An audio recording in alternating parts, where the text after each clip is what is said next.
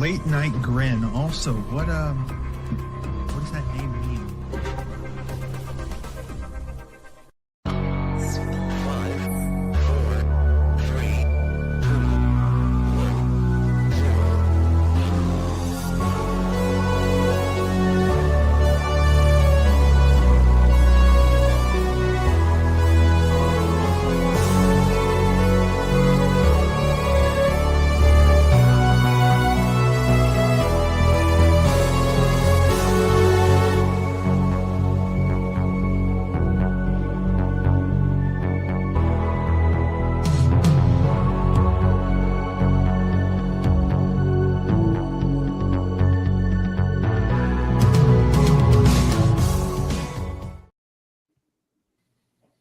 Gonna let this just speak for itself for a minute. I feel like this is why you put in the work all year round. This is why you go live when people don't really want to watch Nitro 95, but you say we're going to do it anyway. This is why, because on nights like this, you get to dress up, you get to walk the red carpet, you get to attend the Golden Grinnies. Some of the biggest stars in professional wrestling are locked in, watching tonight, wondering, is tonight the night they become a part of Golden Grinnies history? And for that matter, if you're part of Grinnies history, part of history, full stop, right? We don't need to be selective in that regard. Incredible lineup for you all. Look at everyone's, in their best form here, best attire. Bob, I got to pull the band-aid off and get straight to this. How much did that cost, bro? You are dressed up for this one. Yeah, it's a new sweatshirt than I usually wear. It's not the Cubs one, so I did bust something else out. You did. You busted something else out. Well, I appreciate it, Bob. Thank you for busting something else out. How are you this evening, brother? I'm doing well. I'm excited to be here. I watched the original Golden Grinnies earlier today, and wow, it was a different time. Those shows were really bad. Have you noticed that? Yeah, very different. I've attempted to post multiple old LNGs, and they've watched them and said, absolutely not. Actually, these can stay where they are. Yeah. But nonetheless, hopefully this show will go okay. Brainbuster, big night for you, bro. You're up for an award, as I have a couple guests here. What are you thinking? How you feeling? Feeling good. Feel like I'm, feel like a winner. I'm seeing my mom tomorrow, so I want to bring her something nice. You know what I mean? Bring her a Golden Grinny. We'll see what happens. We'll see if the community voted correctly. It's a big deal. Definitely, it's the kind of thing that I think makes or breaks kind of how you stand when you talk to people, right? Like, what do you do? Well, occasionally I do wrestling podcasts. I once won a Golden Grinny, and it's sort of, in an instant, you're legitimate. Very, very special. Nova, you're chasing that same legitimacy tonight. How are you feeling? I am. I'm feeling pretty good. I do feel a little tight. I've gone up a size since the last time I've worn a collared shirt. But that's okay. Wrestling podcasts aren't for the weak. I ordered a trophy case. I ordered a spotlight. I'm hoping to bring home the hardware. Let's fucking do it. I have to say, I'm glad you brought it up. I currently feel like I'm wearing a neck brace. I decided to get a novelty bow tie, and it is just strangling me currently. Just trying my best here. I can't move my head really in either which direction. I'm trying my best. Thrilled to have you here. Caden Lee, look at, you're ready to go. 2 awards up for grabs for you. You could leave this thing. A history man when it comes to the Grinnies. How are you feeling? Joe, correct me if I'm wrong. Am I the first ever 2-time nominee in a single Golden Grinnies season? No, there's one on this show. There's absolutely no chance that's true. There's more people that have done that on this show. I'm sorry. I don't subscribe to the woke mob. I am the only 2-time Golden Grinny nominee. I set a record here. I can walk away with 2 awards. I am wearing a Montreal Canadiens suit jacket that is a medium. Folks, I'm an extra large. I am 215 pounds. This does not fit me. This is made for a child, but I am still in it. I am here. This is not a joking matter. This is serious. We treat these award shows seriously. There will be no slapping. There will be no G.I. Jane jokes. There will be no mentions of Senate cabinet meetings that Bob might have attended this week. None of these. Guys, we're here. We're serious. We're going to do some business tonight. Wow. Statement of intent out the gate from Caden Lee. There you go, folks. You heard him. And it is a special night. It's the 2024 Golden Grinnies. It's the 4th Golden Grinnies. Bob, can you believe that? The 4th one of these things. That's crazy, man. It's tradition, annual tradition. We've done 4 of them now. So, I mean, we're stuck for 40 or 50. Yes, indeed. I do want to shout out before we get started here. Riceman's in the chat. And he, last year, gave us our most engaged with tweet as we tweeted that infamous bootlicker graphic for our friend Ibu, who, honestly, if we tweeted that like tonight, I think that would be used to like legitimately physically assault him, probably. Yeah. So it was a sweet spot in terms of timing. Went great for us. I don't know how it went for him. I don't care. Thank you, Riceman, for that. And this year, he's coming back better, bigger than ever. We're going to have graphics throughout the night, not for every award, but for many of them. We're going to be showing them on the screen here, but we're also, and this is kind of like a double attraction tonight. You know, myself and the executives of Late Night Grin and Bob, we talked about the best way to approach this. So throughout the night, you're going to see me firing off tweets on the Late Night Grin account. Now, I don't run the Late Night Grin account. This is well known, right, Bob? That's your domain. But for this, I didn't want to spoil you, so we're going to use Riceman's graphics for that. And we have decided that we're going to at every single professional wrestler that wins a Grinny that we tweet a graphic about will be getting added tonight. Now, that may sound like vaguely funny to you. I know who won some of these awards. Trust me when I tell you, it's going to be quite the fiasco. So if you can, as we go along here, interact with those tweets, confuse people with those tweets, because certainly that will be happening throughout the night. We could have some incredible quote tweets ahead of us. We are very, very excited. There was 152 ballots for the Golden Grinnies this year. It was for LNG Gold members. It was a perk for our great community members. You could become one of those. There's a link below this very video. You could pick a tier. Any of those tiers got you access to that ballot, and it also got you access to, we should know, Jack Crosby Unleashed, which has been a smash hit over at LNG Gold. So we should note that. One last thing before we get into big business, I want to plug the Contrarians, our friend Contrarian Alex and Julio do a great, fabulous movie podcast. And they've had me come along and Steve, all caps, to review The Ultimate Fighter Season 1. So that is free on any podcast app of choice. I wanted to plug that because a lot of time went into it, and those fellas were kind enough to have me along for the ride. All right. Before we get started, one last business. Jesse is a new member. Speaking of LNG Gold, Jesse, welcome aboard. That Jack Crosby Unleashed would be an incredible way to start your membership. We appreciate you. We hope you enjoy the grins over this next month. Mr. Big Dude certainly has been a member for 4 months and says, honored to be in the community verse and partake in the Golden Grinny, sponsored by Sprite Man. No matter whose towering shadow we live in, we are LNG. So true. Not sure what that's referencing, of course, but very true nonetheless. Bob, any ideas on that? No, just not sure. I know Sprite Man's a guy in the space, obviously, but I don't know other than that. Yeah, obviously is. The House has spoken, has immediately struck and said more people need to see Jack Crosby Unleashed. 5 LNG Gold memberships. If you got one of those memberships, one of those gifted memberships, please do thank the House has spoken. Speaking of Jack Crosby, the star of LNG Gold, here he is. Jackie, how are you tonight, brother? Hi, guys. Hello. How you feeling, boss? Just came to hang out for a little bit. Got some free time on my hands, so you guys do your thing. I'm just here. Beautiful. Just it's here. awards night, brother. It's Like awards Bob, night. I'm just here. Yeah. Duke's got gifted a membership. I'm gonna be here watching that Jacob Fatu promo on a loop, so don't mind me. I love to hear it. Glad to have you. I was just saying about how much of a smash hit our program was last night, Jackie. It was so much fun. It was very, very fun. Joe, other people enjoyed it. It's just a bonus for us. Caden, yes? There was also another program after. No, there wasn't.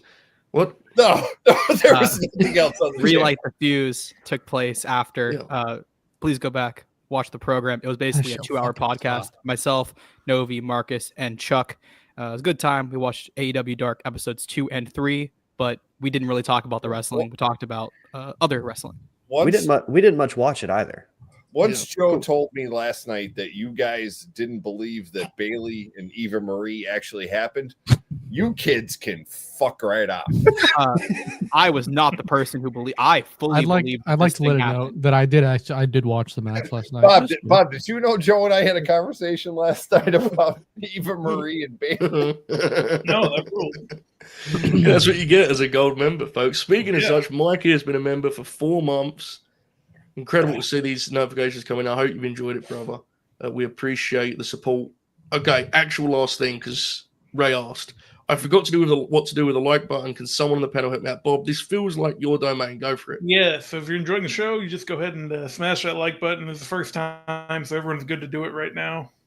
Yeah. And then everyone's safe right now. Everyone's safe. Yeah. Bob will keep you updated throughout the night as to when it is and isn't. Smash the like button worthy or ready or applicable, so on and so forth. We're looking for odd numbers. All right, are we ready to get started? I can't. The tension. You know, maybe it's just the bow tie, but I feel like I could barely breathe. You know, it's incredible. We're gonna be starting with some newcomers tonight. That's gonna be our first kind of block of this very program, and we are going to start with the 2024 Golden Grinnie for best debut.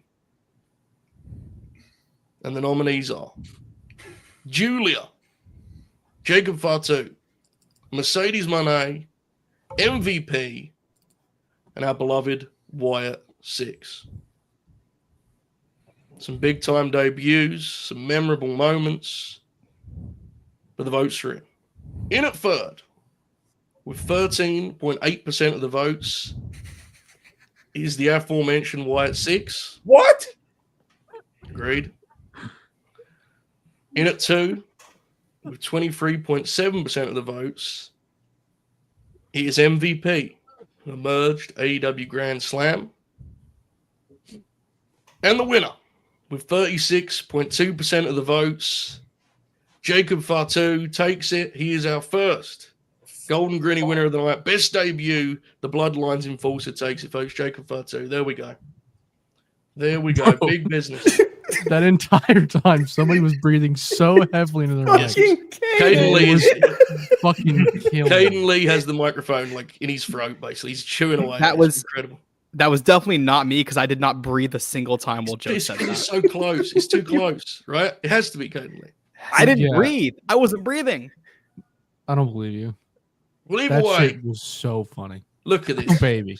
Oh my Look god! at this. Oh, this fucking Right, rocked. Look at this. Jacob, Bobby, you remember it, Chicago. SmackDown's top 3 baby faces toppled in an instant. Hard to argue with that one, right? Yeah, that was the right choice. It's been a while since there's been really a WWE debut that's been that impactful in general, and it ruled, man. And he's kind of just rolled with it the whole year. He has indeed. I'm told he had a big night tonight, Jackie. You mentioned that promo. Holy it's gonna be a big. It's gonna be a big year for Jacob Fatu. Yeah. Yeah. Yes, indeed. And he has now been added by the Late Night Grim, which is very funny. All right, there you go, folks. Fahad has followed up. Super chat here. We appreciate Fahad and the support. He says, got my tux and ready to go. That's the way it should be. Let's do you realize the translation on that? On the currency exchange? SAR is Saudi Riyals, and that translates to 120 US dollars. Outrageous. I don't see. I don't know how everyone approaches the super chat thing.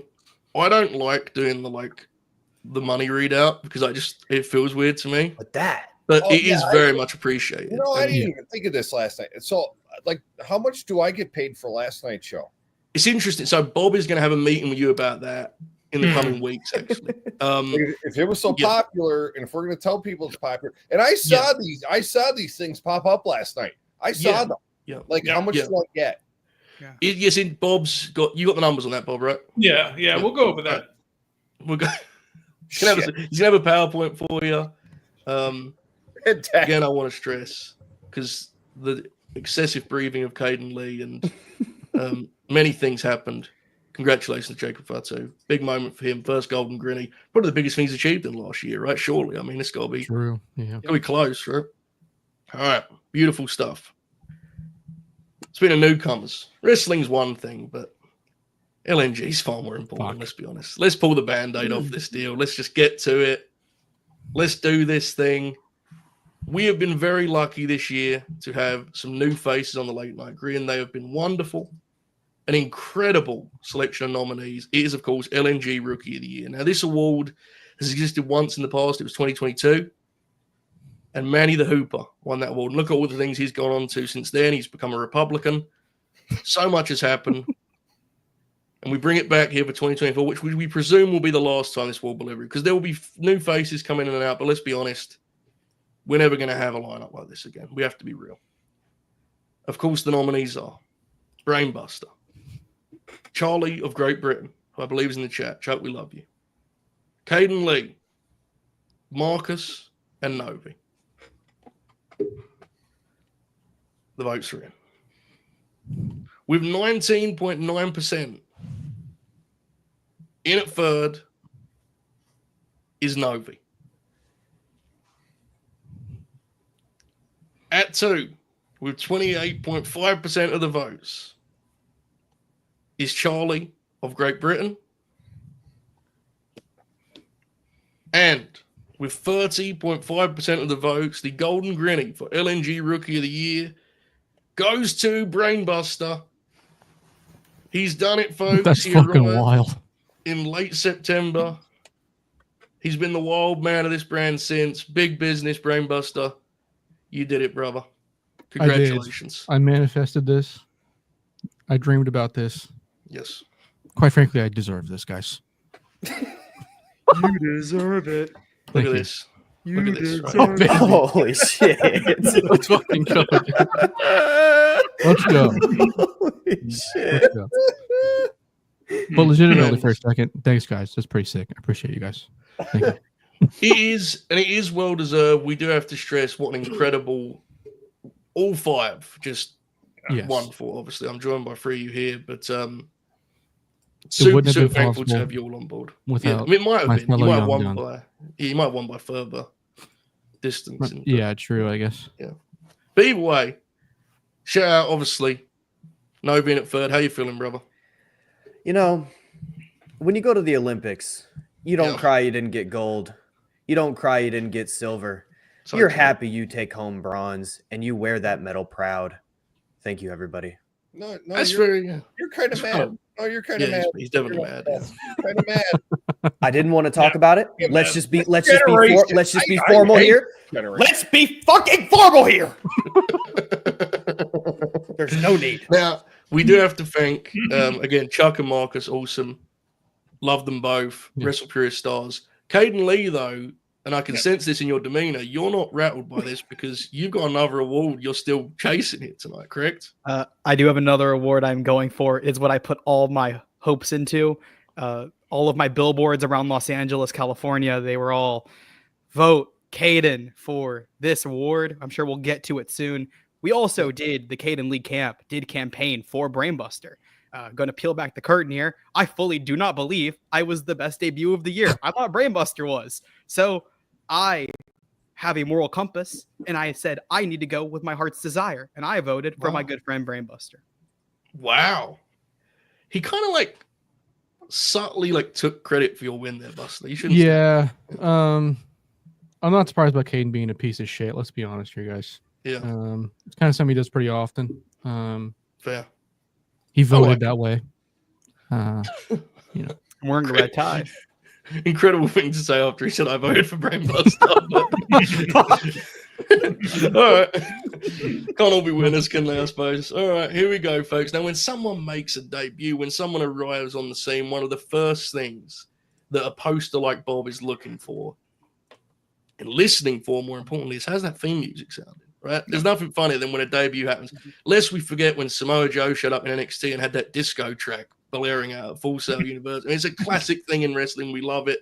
We appreciate it. But this is not about bad entrance music. This is about best entrance music. The nominees are the Hurt Syndicate, of course, MVP. Came close there on our last category. The Hurts are up for best entrance music. Jimmy Uso, Big Jim. The Rock, Solo Sikoa, and Will Ospreay. Tied at third with 22.5% of the votes. Close race, folks. Very close. We have two guys I pair a lot in my mind. Solo Sakura and Will Ospreay. Tied here at third. Incredible. Kind of natural peers. Makes sense. They are in it. It's tied for third at 2 with 23.2% of the votes. The final boss, Dwayne The Rock Johnson. This shit. And at 1 with 25.8% of the votes. They hurt people. It is indeed the Hurt Syndicate. True. Strong night, strong start to their night, certainly. Bob, as our official music connoisseur, your thoughts. Bob? Yeah, they're watch music rules, and they do hurt people as well. And I hope they win the tag titles next week. Fuck yeah. Sure, man. Jack, you seem less keen on this. That heel Dwayne theme is Yeah, it the was sick. greatest wrestling theme ever created. It was in 2003. Then he brings it back, and that is the greatest of all time theme. There's a big problem What with the that though. fuck? You forgot that we hurt people. They hurt people, yeah. That's the thing. It seems they've hurt Jack. I don't know. They may hurt Jack. Maybe. Yeah. I really regret having free time tonight. Jack, We're just Jack, I getting don't know. started, bro. I don't know if this makes you feel better. I'm fully on your side. But we hurt people. It is so like Jim Johnston created That Dwayne song is like he's fantastic. created a lot of like that was the perfect. Holy shit! Jim Johnston is no West Side Gun. Many have been saying very common. Constantly brought up in the same conversations, Brainbuster. Yeah. All right. Now, as we mentioned last week, those who didn't see that last week, we had the audience help us in picking these nominees. Very much, this is a community event, you know, very, very much. Your vote matters here, right, Caden? And in the past, every year we have an award regarding a faction. You know, in 2021, it was the Hardy Family Office. Was that what they were called? Office? Yes. Yes. Yeah. HFO. HFO. 2022, it was the Firm. 2023, it was the Judgment Day. And it's always best member. And this year, I thought it was fitting a truly kind of Grinnies worthy faction. The Conglomeration stepped up to the plate. So, of course, our nominees here are Kyle O'Reilly, Mark Briscoe, Orange Cassidy, Tomohiro Ishii, and Willow Nightingale, which is an all-star team, it must be said. Mm-hmm. But then there can only be one Golden Grinnies winner. With 7.9% of the votes. In at third is the great Tomohiro Ishii. At 2, with 43% of the votes, is Willow Nightingale. And with 43.7% of the votes, just a single vote split them. My God. It is the great Mark Briscoe winning Golden Grinny for Best Conglomeration Member. Congratulations to the inimitable Mark Briscoe. This may be my favorite coming up. Look at this. Look at this. Oh, hell yeah, dude. Let's go. That's a beauty. But I mean, it's kind of crazy, right? Like Willow and Mark, I think it's fair to say they were the this is a 2-member race, I think it's fair to say, right? Pretty easily, it seems.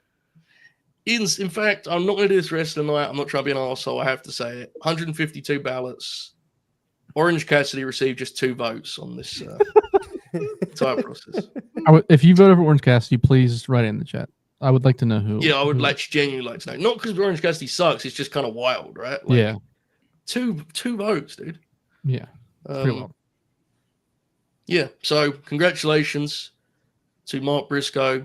Takes a Golden Grinny, Best Conglomeration Member. Thank you again to Riceman for a wonderful graphics. We'll be tweeting that here. I'm sure Mark will be thrilled. My God, Tom Ishii in at third with 7.9%. Like, legitimately laughed out loud at that. But that is where my vote went. There you go. Big Tom. All right, beautiful. Congratulations to Mark Briscoe. Are the Conglomeration still a thing, Bob? That's the big question. You're the guy who's probably most locked in on that matter. What's happening? Yeah, sure. Probably. Sounds right. I'm sure that's what Tony They're Khan not said if you anymore. ask him. Yeah. Kyle still has it on his. Didn't on say his in the drawings. Observer that they broke it up. So Yeah, true. Kyle Sure. I think Kyle got like 7 votes, maybe. That's crazy. Those voters Our are next being very couple loud in the ones. chat, so we know who you are. Kyle O'Reilly had himself an interesting 2024 in terms of his hair, did he not? I mean, he came up with some, He he had some did, different yeah. attacks. I'm not sure any of them quite caught on, but he tried his best. That's what matters most. We're about to talk about some hair here. We're about to talk about best and worst. There are not graphics for this because I couldn't imagine what that would look like on people's timelines. So I just said to Rice Band, this is probably one we'll sit out. But we'll start with best hair. Let's get some positivity out of the way here. One of our first nominee, of course, is the double nomination, CM Punk. He is opposite Dominic Mysterio, Hangman Adam Page, Io Sky, and Rhea Ripley. Best hair, folks, up for grabs here. Doesn't get much bigger. With 23.7% of the votes, once again, we have a pretty split collection here. In at third is Io Sky. At 2, with 28.9% of the votes, is the Judgment Day's Dominic Mysterio. Good hair. And at 1, with 29.6%, razor close, he's finally won something. Hangman Adam Page, God. welcome to the stage. The Golden Grinny goes to Hangman Adam Page for best hair. Bob, again, you're the expert when it comes to hair, brother. You look disgusted, right? You look outraged. yeah, it should have gone to Rhea. Wow. Didn't even make the top 3. I And know, Bob's, that's crazy. It's crazy. Yeah. Gentle activity. Yep. Bob's like me watching that Oscars where the Fableman's just got like, no, just sitting there mad as hell. Yeah. Hangman, big win for Hangman. The gays are winning tonight, Joe. Will it be the end of his night? That's the question. He's up for some other awards here, so we'll see what happens. But he is not up for worst hair. And this is one that I was concerned about. CM Punk, MJF, Shota Umino, Wheeler Yuta, and Will Ospreay are your nominees. In at third, with 21.7% of the votes, a guy who made a real late charge for this one, Wheeler Yuta, at the 3 seed. Yeah. And at 2, with 22.4% of the votes, is MJF. Thank you, God.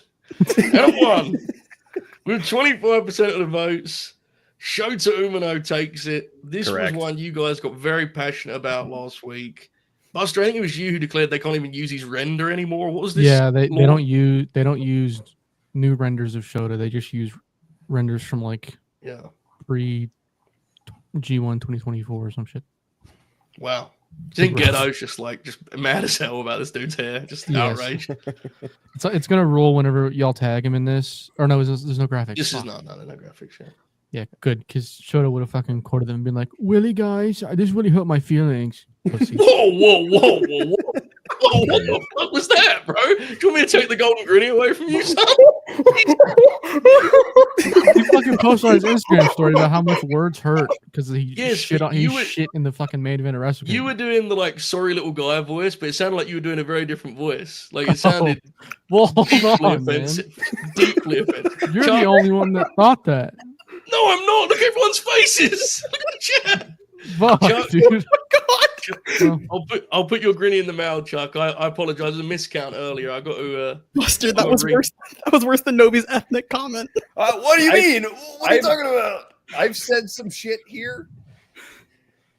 Well, that's up there. That's up there. We need that Buster Crosby doubleheader show, man. We need it, man. Oh, we would tear it apart or get this taken down. I don't know. The platform would be gone, I think. Yeah.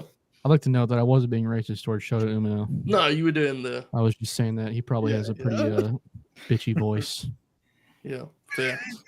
Right now, folks, this show could take a turn here because, of course, I knew these awards and I knew my great friend Marcus would not. Stop.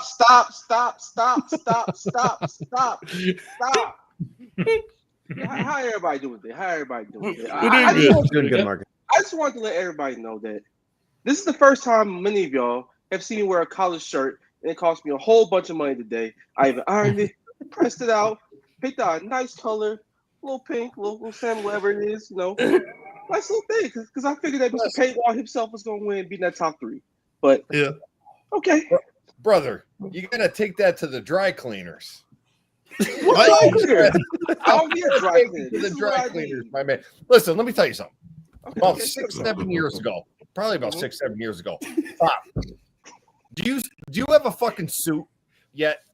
I do. This was very funny. Okay. This was. You're an adult man. You have a suit. Thank fucking Christ! Finally, I used to get about that. He was an adult male. Didn't have a suit. You always got to have a suit. When you're an adult man, you got to have a suit. What was it we needed, Bob? No, man. I love this shirt. Love that shirt. Jack. I got a bunch. Take that shit to the dry cleaners, buddy. Let that do it. You see, I would do that, but I live about 35 miles from a dry cleaner, and that's a lot of driving. I don't feel To like be fair, too. All right. That's a fine point. I'll take that. He made the right choice too, Jack, because I think Marcus knew. I think you felt deep down the Grinners were going to be fucking on you here, bro. It's going to be an outrage tomorrow. Let's be honest. There's going to be hashtags about it. We've got to be real. Hey man, I'm just figuring that like my mentor, my dear, one of my favorite rappers growing up, Mr. Old Dirty Bastard himself, Mr. Paywall himself is for the children. I teach the children. I've made my debut here. I went toe to toe with Big Joe Holbert, and I show everybody that I'm the best general manager in the city of Jacksonville. Fuck you, Trent Baalke. I need that job off my performance alone. True. I don't know how any of y'all see it there, but congratulations for winning the award, though. I will say. Appreciate it. These fucking kids know who ODB is. Do they know who you're talking about? They're gonna learn today. Wu-Tang, if y'all look up the Wu-Tang Clan, look up Old Dirty Bastard, Mr. Brooklyn Zoo himself, Mr. Shimmy Shimmy Y'all, Mr. Old Baby, I like you, bro. Mr. I Got Your Money himself, Mr. Dirt McGirt. Wow. We're gonna have to play some Triumph for these kids or what? You damn right. What a turn this program has taken, folks. What a I great thought y'all wasn't gonna see me. I'm the Osiris on this shit. Wu-Tang forever. Well, this 97. Let's take it back to 7 and 9. Atomic League. Okay. Possibly they spotted me. Battle Star so good. We're about to get copyrighted, bro. Holy shit. How you play the beat? I'm just letting y'all know what it is. And that was Marcus, when I was in high school, buddy, I could do that song almost word for word. Almost. The whole fucking thing. All 5 minutes and 34 seconds of it. Beautiful. Hey, man. It was a big hit. And I was born in the year 97, so I had to come in and represent. It was a great pick for Cat Spurs there, my bad. But that was terrible fucking. I'm here to say to my rookies, this rookie class right here, we making history. We doing special shit. My man Caden suited up and booted up. My man Big Novi out here making waves in the world. Buster, the winner, congratulations. You the CJ Stroud of the rookie class. Yes, sir. Ain't no sophomore slumps from us. I was going to say sophomore slump not coming. Fuck a sophomore slump. We here. And once again, if you didn't watch Relight the Fuse last night, I'm very disappointed in you, and you should, because instead of actually watching AW Dark episodes 2 and 3, we just sat here and had a 2-hour podcast and discussed how horny and freaked out the British were when they named some of their cuisine. Ain't that right, Chuck? I have a whole list of it right here. Let me pull that up. Actually, let me look this up. Go for it. I still can't. That Jack and Marcus pick and roll was immaculate. Psychotic. You guys can't touch what Marcus and I just did. It was unbelievable. See here, barely breathe. Spotted Dick. Yeah. Bubble and Squeak. Wow. Jelly Deal. Cullen Skink. Huh? And there's one you did when Dark was on. Yes, we did. And there's one dish that I cannot say because my Americans will call me a certain thing that I am not. No Jada Parker. I will not be saying it. But did I miss a conversation? Did this happen last night? Oh no, not at all. This was probably on Wrestle Purist, we had bro. the conversation about the spotted one, but this list we didn't have. Wait, are we referencing Wrestle Purist angles, bro? Monty's gonna have me in court on Monday morning. This is crazy. We'll take this shit to trial. I don't care. This is the perfect way to conclude this segment. Chi-Town Spurs Super Chat. Nobody listens to Logic. No way he knows who the Wu-Tang is. That's just incorrect. Yeah. There's only one man who has brought the Wu-Tang Clan back together, and that was Logic. Nobi, come on. That was racist as fuck. That was more racist. He had a song with all of them. Nobi strikes again. There's a song with all of them on it. If you're wondering how this show is going, Buster legitimately just said that was more racist than what I did. That is a real thing. Y'all called me out acting like what I did was racist. Which is incorrect. All right. This is absolutely true, Marcus. We love you. You're more than welcome to hang out, by the way, Marcus. If you want to stay, you're more than welcome. For sure. Yeah, because we've got many awards ahead of us. Evan has become a new member, so thrilled by this content. He said, I need more of this, really. Thank you very much, Evan. I hope you don't regret it, brother. So, I mean, as far as the tone, we got to bring this show back in because there's a racism tone here because we had Buster doing what he did. Yeah, me telling Marcus I know every word of Wu-Tang Triumph. I'm somewhat of a Wu-Tang killer bee myself. This was supposed to be an awards show. This sounds so bad. Hey, so was the 98 Grammys until ODB rushed the stage. So, we just bringing the feeling back. Yeah. Thankfully, we can steady the ship here. Let's get back on track of a good old-fashioned wrestling award. How does that work for you guys? Now, up next is the very traditional, very classical Big Baby Waldo Award. What is this award, you ask? Well, this is an award dedicated to the great losers of our sport, the losers that we feel were so good at losing we would like them to win occasionally. The last two winners of this award, Daniel Garcia last year and Eddie Kingston the year before, both of whom, it has to be said, rebounded dramatically after winning the award, which I think we have to take 95% of the credit for, if we're being honest. So will it have the same effect on tonight's winner? I wonder. The nominees are The Beast Maltos, Finn Balor, Hangman Adam Page, Harley Cameron, and Tomohiro Ishii. It's a close one, folks. In at third, with 24.7% of the votes, is Rampage legend Harley Cameron. At two, with 28% of the votes, is the Beast Maltos. And at one, with 29.3% of the votes, two Grinnies for him. It's Cowboy Hangman Adam Page, folks, has done it. He pulled it off. Two, look at this. Look at Big Baby.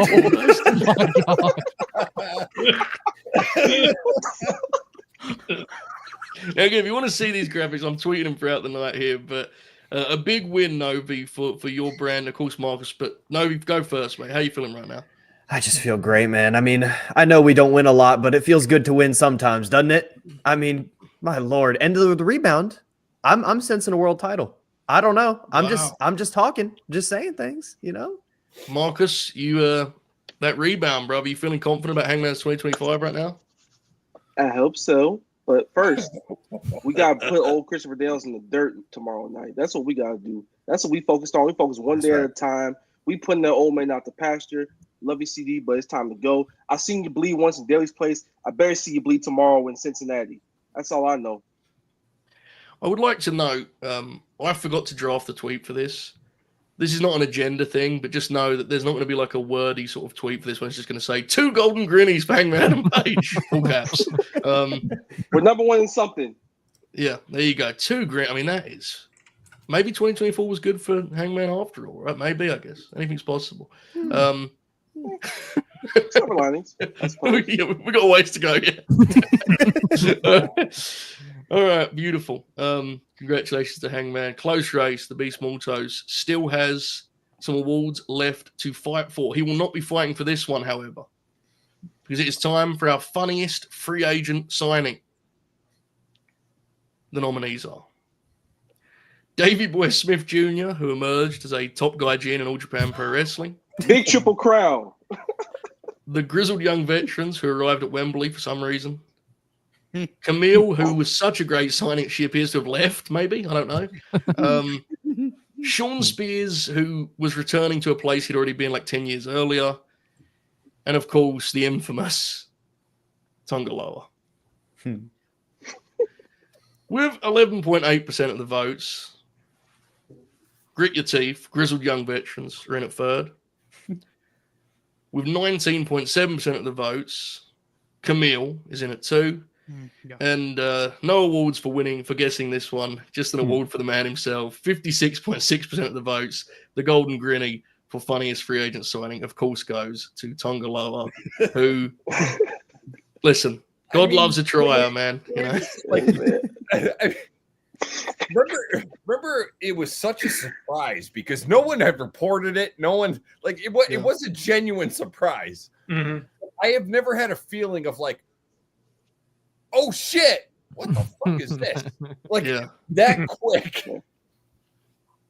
It's a definition of the word funny too, because this award right here is a stronger and more effective low blow than the one he attempted to hit.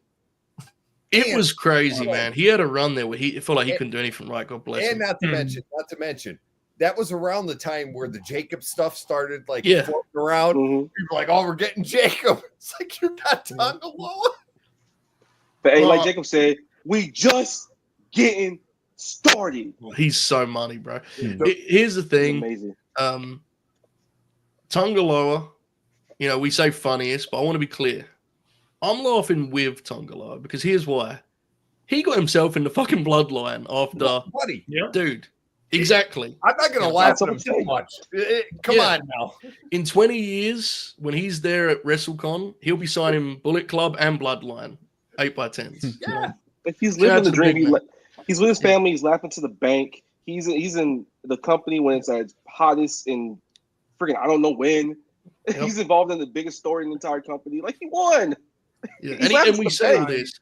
I think it's important. We say all this because he does seem like an absolute sweetheart. So I think it's, you know, like it's, so there's a lot of it in wrestling. It's like, oh, we can laugh. But in his case, we'll do that. Caden, what you going to say, mate? I got to add some context to this. For people at the time, the match that Tonga Loa had on his way out of New Japan Pro Wrestling, if you guys remember, the 2 out of 3 falls KOPW match that included a food eating contest as one of the falls. He, I can't believe what he's pulled off, to be honest with you. Pulled the Jack Meat of the century. I mean, that's really a worker, man. That's a worker. Like, I'm not going to rag on him too much. Like, get that money, buddy. Do you remember that ladder match where they had him stand on top of the ladder and it looked like he was going to plummet? That was terrifying, dude. It was like watching a horror picture. He tried to do a 619 got stuck in the ropes. That was fucking crazy, bro. Dude, no, the best ever Tonga Loa moment was when he did that knee. He did like a V trigger and he tweeted. They tweeted a clip of it and he replied, well, that was shit or something like that. It's like, if you're going to be funny, be self-deprecating. And he's nothing more than self-deprecating. Mm-hmm. Oh, shout out to it, man. What a beast. That's why I didn't ask Riceman for a graphic for that because it's like Twitter wouldn't get the tone, you know what I'm saying? But it's good for him, dude. All right. Up next, best wrestling cameo. We're looking for someone who stopped by through the territory. It could be a non-wrestler. It could be a wrestler that isn't usually in that setting. A unique collection of nominees. But first, we have to leave with an apology. Our first nominee is the Costco guys. And Bob, I can't believe what I'm about to say here is real, but you appeared to play a major part in like a legitimate Costco guys controversy this week. Please explain and then formally apologize. Go for it. Yeah, I saw something that they were going to be at the inauguration. I shared it. I was disappointed. And it turns out it was fake. And I do apologize. I apologize to them shortly after it happened. I'd like to apologize to them here. It was real doom on my end. I apologize once again. Yeah, indeed. Just incredible stuff. Now, they are nominees, as is Jesse Ventura, as is Lil Guido or Nunzio. I think they called him actually when he worked that show, but he was on NXT, of course, had a match, which was hysterical. It's just hysterical seeing him wrestle on 2024 WWF TV. MJF on Late Night Grin, who, of course, made a couple of appearances, but most famously killed Robert O'Neill. Mm. And Tyrese Halliburton, who was agented by Ibu of Wrestle Purists. Okay. The votes are in. In at third, with his electric return to the booth on Saturday night's main event, is Jesse the Body Ventura. At 2 with 32.9% is the Costco guys. There will be some controversy about whether or not Bob's tweets cost them. We shall see. And at 1 with 36.8% of the votes, you know it, folks. MJF on LNG. How could it be anything else, right? I mean, look at that. Oh my God. These are sick. Yeah, they're incredible. Russell's the Yeah, best. that's good. But, I mean, look, he killed Robert. Bob, he killed you, right? Yeah, I mean, you kind of had to give it to him. Yeah. I mean, if you're saying that, you can imagine how the everyman felt. It's difficult. Buster and Nova, you were both on the Halloween program. Mm-hmm. You had no, correct me if I'm wrong on this because I could be forgetting, but you didn't know when it was airing who was the killer, right? No. I had no was idea. certain. I Did you did. know? Yeah. Wow. I mean, I think you and I had a conversation like Oh. a bit before it happened where you said, Yeah. I think it's going to be Max. And I was like, okay. I mean, That's right. if it I was in this wasn't Max, conversation as well. yeah, if it wasn't Max, you said somebody else, but I forgot who it was. Because, Bob, Oh, I don't think you. I definitely was part of that, actually, thinking about So it. the young guns were who knew. The old fellas were not who knew. I right? knew the Yeah. first guy you were trying to get, and then that didn't work out. And then, I didn't know with MJF until I watched it. Yeah. With his toes out. Well, he's done it, folks. Toes out, MJF crazy. didn't have the output to be Wrestler of the Year in 2024, but did win the Golden Grinnie for Best Wrestling Cameo. So, swings and Yeah, yeah. roundabouts in life. He had quite a few of those cameos. I mean, he made a couple of those over in my other place He of did. employment. They're very funny and very well received. So I have no doubt in my mind that when he was going to be the killer, he's going to smash it out the park. And also, Caden, we can't talk about MJF on Late Night Grin without giving out your ringing endorsement. Floor is yours. So true. Yeah. Happy Gilmore 2, Netflix, 2025. Use code Late Night Grin. But everybody, remember, if you use code LNG to sign up for Netflix, you only get Happy Gilmore 2, directed by Kyle Newacek. That is the only movie you get, starring Adam Sandler, Maxwell Jacob Freeman, and we got to add another member to this lineup, Rebecca Quinn. Well, we don't have to do that. Well, He said, well, Actually, this is, we're a real award show now. We have racism controversy, we have sponsorships, and then we have like a Laramie Tunsil situation with the Costco guys and Bob. Yeah, the big three is that the sort of incidents you look for from a great award. and we even we've got real epic. We had a stage run in. Yeah, it's been.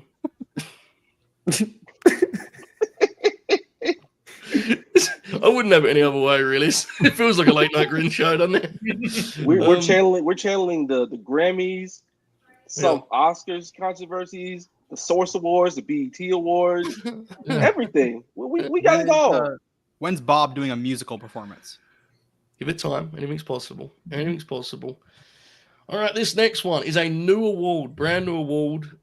This was fueled by an electric debate on Ask the Grinners 2, in which Jack Crosby and Caden Lee beat the ever-loving shit out of me.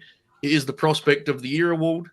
The nominees are Bozilla. All right, folks, listen, I'm going to do this now because it's going to happen a couple of times. Things have happened this week. Jada Parker is a nominee. All right, I mean, Obafemi, Roxanne Perez, and Trick Williams. Of course, a couple of those specifically here because they were in that debate and no other reason really, but nonetheless. In at third, 21.3%, Jada Parker. In at 2 with 34.7%, Roxanne Perez. Fuck. And at 1 with 36.7% of the votes is the NXT World's Champion. It is Obafemi. Look, is there any sign that he's money more than that, right? I mean, that's big business. A Golden Grinnie at this point in his career.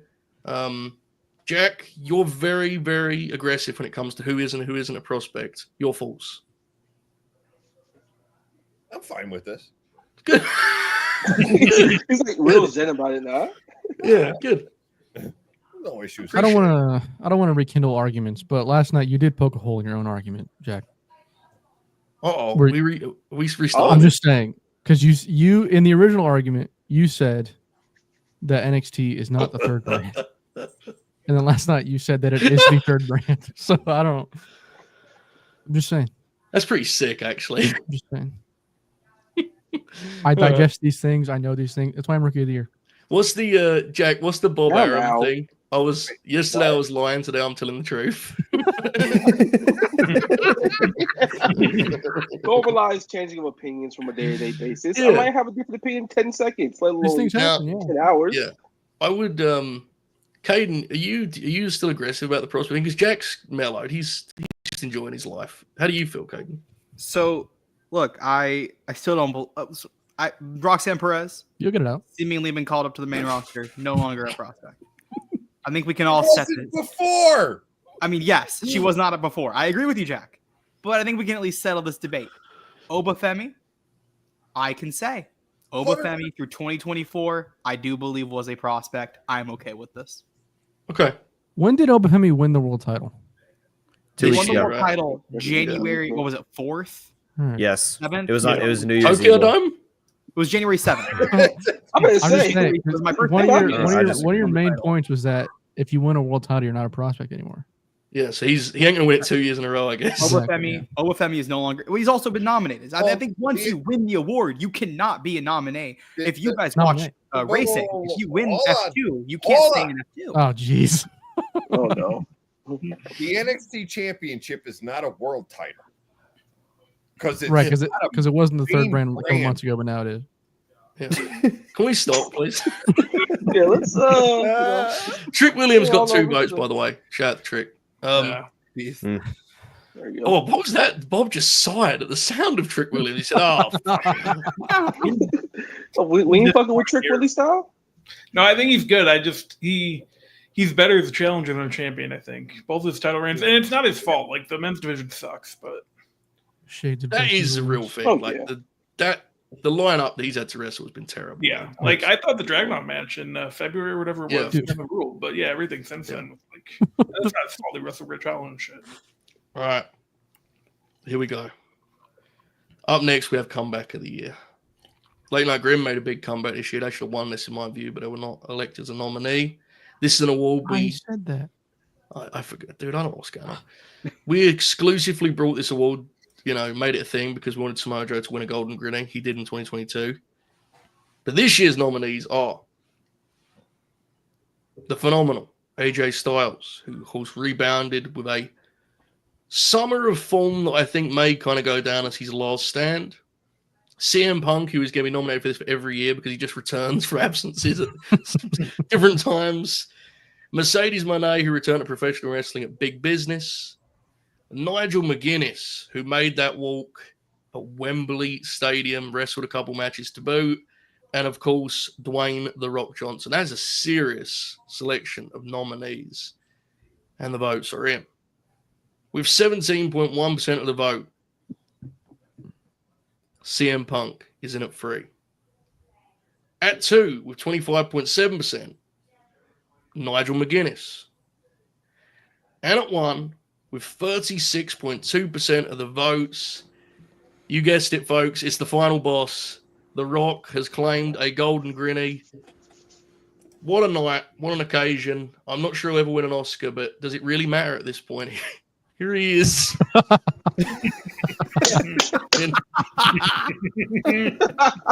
Fantastic. Y'all see that right there? Y'all Y'all can't see through sleep, but I got chills. That's it, brother. That's it. Now, I have to, unfortunately, I'm going to at this point read a tweet from myself. I apologize. Self-serving, I know, but I have to do it. Because the Late Night Grin tweet for this is going to read as follows. After an unusual return to wrestling, at Terramana's at The Rock rebounded with an electrifying twist, transforming WWE's WrestleMania build as the final boss. As voted on by LNG Gold members, he is your Golden Grinnie winner for Comeback of the Year. Hashtag share the mana, which is their official branding for the wonderful Terramana. So no LNG code for that yet. By the end of the night, we'll see though, right? We've tweeted him now. We have tagged The Rock, folks. We have tagged The Rock. And Let's honestly, he is a big Hell enough yeah. loser that he will absolutely see this and be very confused. He'll never mention or reference it, but he sees everything. Let's be honest. I mean, he's The best insane. bet. You have to do it on Yeah. Instagram too. That's a good. Yeah, we should do that. Yes. Do Instagram. Bob should do it on his personal Instagram. Fuck it, why not? Just one graphic, like, at the right. Beautiful. All right, no graphics for these next two because I cannot imagine what this would do to our fucking mentions. So I get a little bit gloomy here, folks. Fed dead moment of the year is going to start us off in this regard. Now, I want to actually know this is important. So one of the nominees for this was CM Punk's injury, and that shouldn't have been a nominee if we're being real. And the reason I say this is, as we get further into doing the Grinnies, these next two categories are more for like, this promotion is fucked. What are they doing? Yeah. Grimace of the year is injuries, right? So with that in mind, Punk's injury was one. The other ones were, but not WrestleMania. We just spoke for The Rock. That was that unusual return I referenced so politely. Another nominee is the conclusion of Andrade and Carmelo Hayes' Best of 7 series, which was LOL LA Knight. Jey Uso versus Jimmy Uso is also a nominee. And finally, the Women's War Games match, which was, Hey. my God. Yeah, that's the class. In at 3, 13.8% of the votes. Yes, indeed, it is the aforementioned Women's War Games match. Rough night at the office. At 2, with 20.4% of the votes, is Jay and Jimmy's unfortunate WrestleMania fiasco. And at 1, with a whopping 55.9% of the votes, it is But Not at WrestleMania, which even though it was salvaged, clearly folks remember that still and say, absolutely, that is the Fed Dead moment. Yeah, Bob, are you surprised by that or makes sense? No, I mean, that was really the only choice. Like, that was a really strange, probably 4 to 5 weeks. They had the press conference in Vegas and all that. And yeah, just a lot going on. It was all very strange, and I'm glad it worked out in the end. It certainly did. I mean, it's a hilarious kind of 1-2 punch for Dwayne to win the award he just did. And I honestly am surprised because I just thought people were so happy with how it worked out that they'd kind of, that memory had been gone, but obviously not. People remember that week and we want Cody and all that good stuff. So an interesting time. Who put that on the screen? Correct. It was just so funny. Mentions? It was so damn funny because he was like, guys, everything's going to be okay. Everything's going to be okay. The Rock shows up, but not at WrestleMania. And then everything just was the floodgates of hell. I was like, bro, this company's done a pretty damn good job of not kicking a bunch of own goals for the first time in God knows how long. And on the biggest stage, the biggest wide open net humanly possible, they almost kicked it right in. And at the very last second, the fucking goalkeeper saved it.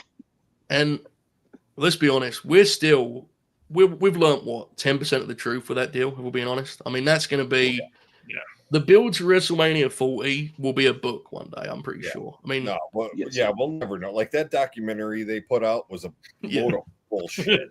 Yeah, I would love to know.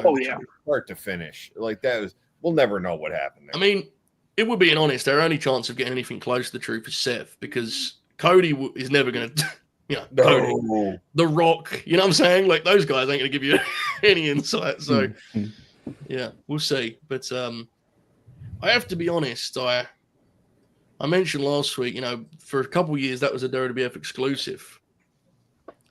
Now we have the Fleet Fucked moment of the year to balance it out. And it isn't hard to come up with nominees for this. We have to be real. This was a pretty electric segment last week. We settled on as follows. The all-in footage being played on Dynamite.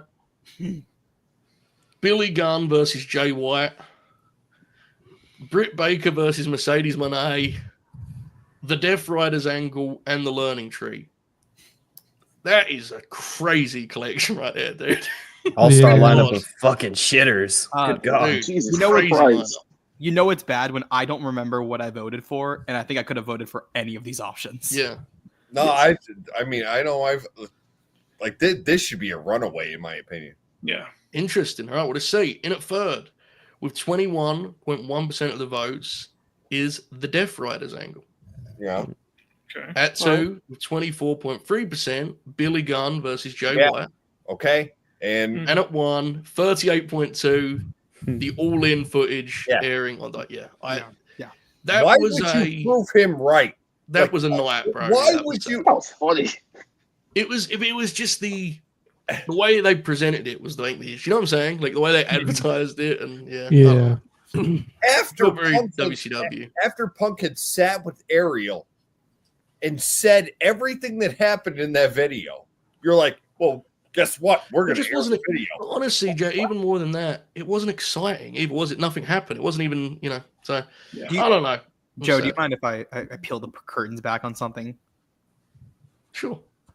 I was before this footage came out, someone had told me, "Oh, it's gonna make Punk look wrong." And I Yeah, saw it the was weird. footage and I said, "Who the fuck said this?" Well, I think they was like people were focusing on like some of the details that Punk but it was it's fucking weird, dude. I don't even want to give it Stupid, man.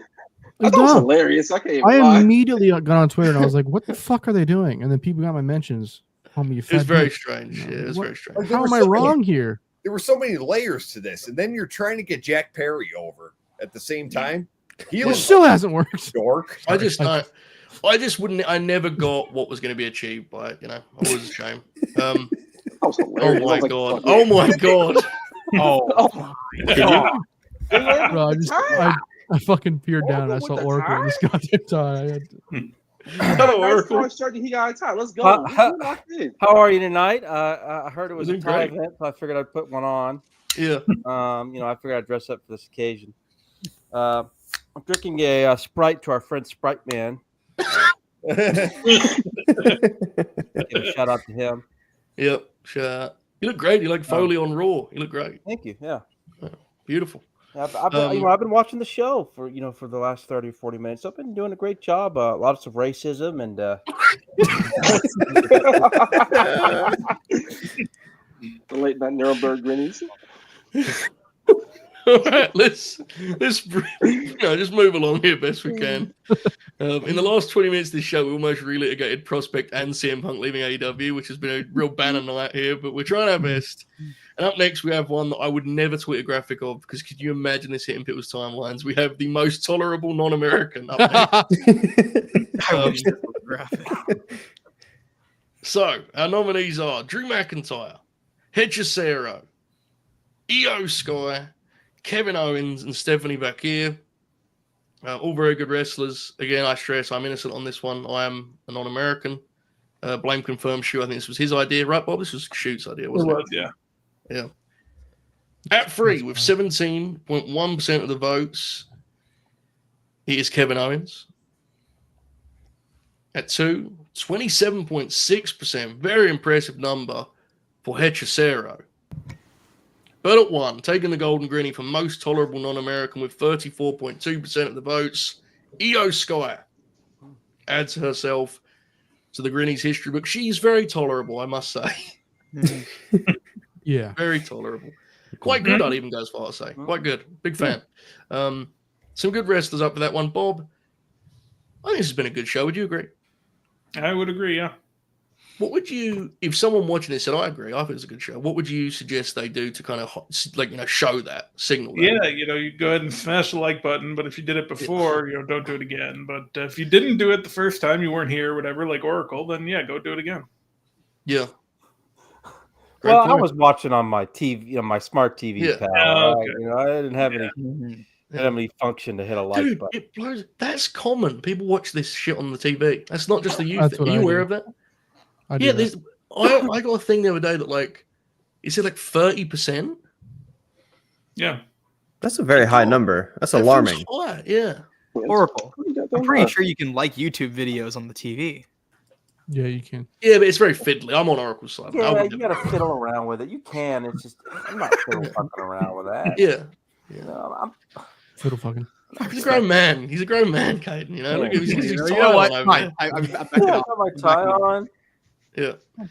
Beautiful. Now, this next award has nothing to do with Oracle. This is Devon Hales. I don't know.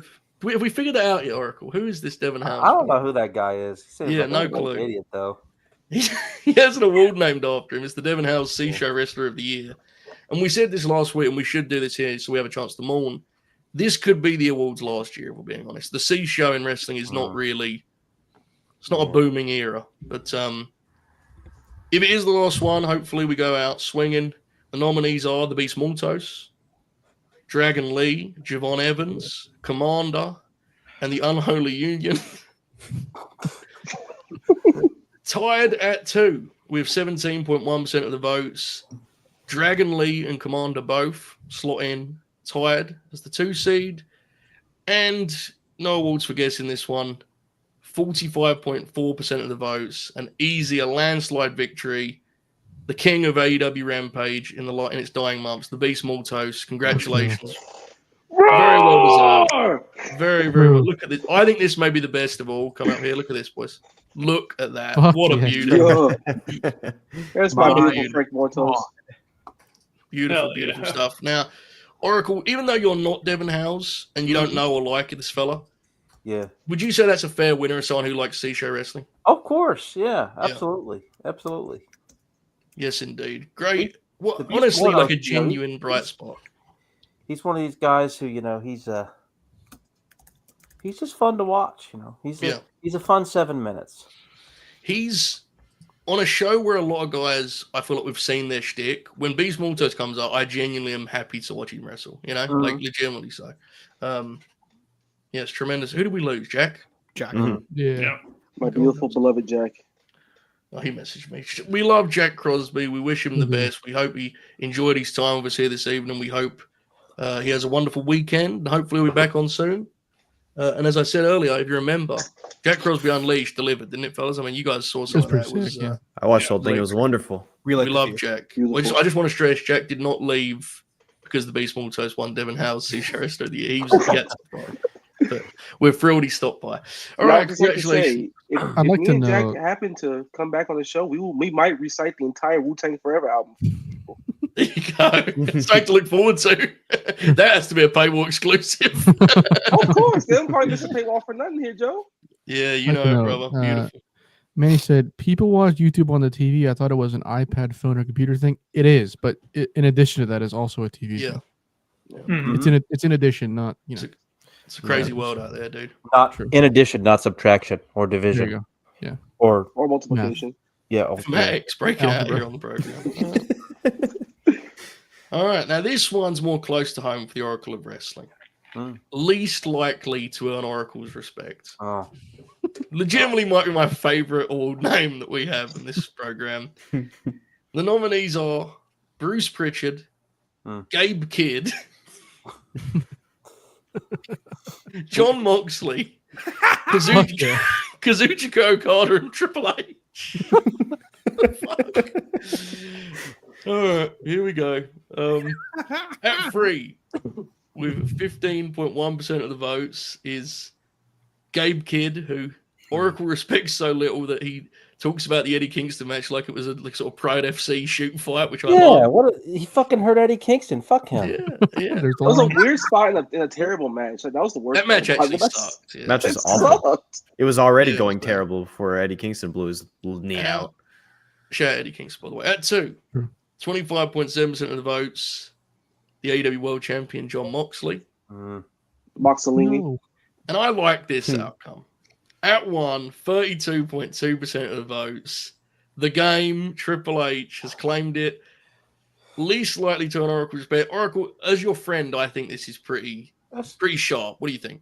Yeah, I think that's pretty accurate. Mox couldn't have been more. It couldn't have been less than 2. I think because he's he's decimated his whole reputation. Decimated. Decimated. I'll never forget, dude. But go over it. Triple H is just. These press conferences are just. Jesus Christ, dude. Did you see what he posted today? Sweating out his fucking sheet that he's reading off of. What a coward. Did you see? We drew 17,100 live viewers for this late night Grinny Award.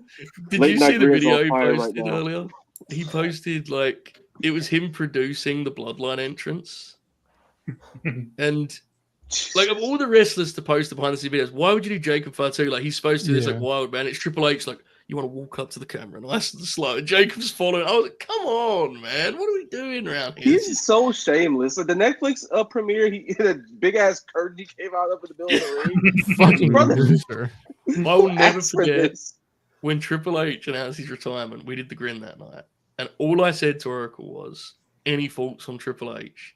And Oracle did a year-by-year breakdown of Triple H's career. And the broad conclusion of which being he was very bad for many years. And we were just kind of sat there while Oracle just sort of steadily fucking terrible in 04, slight rebound in 05, terrible again. We were just sitting there like...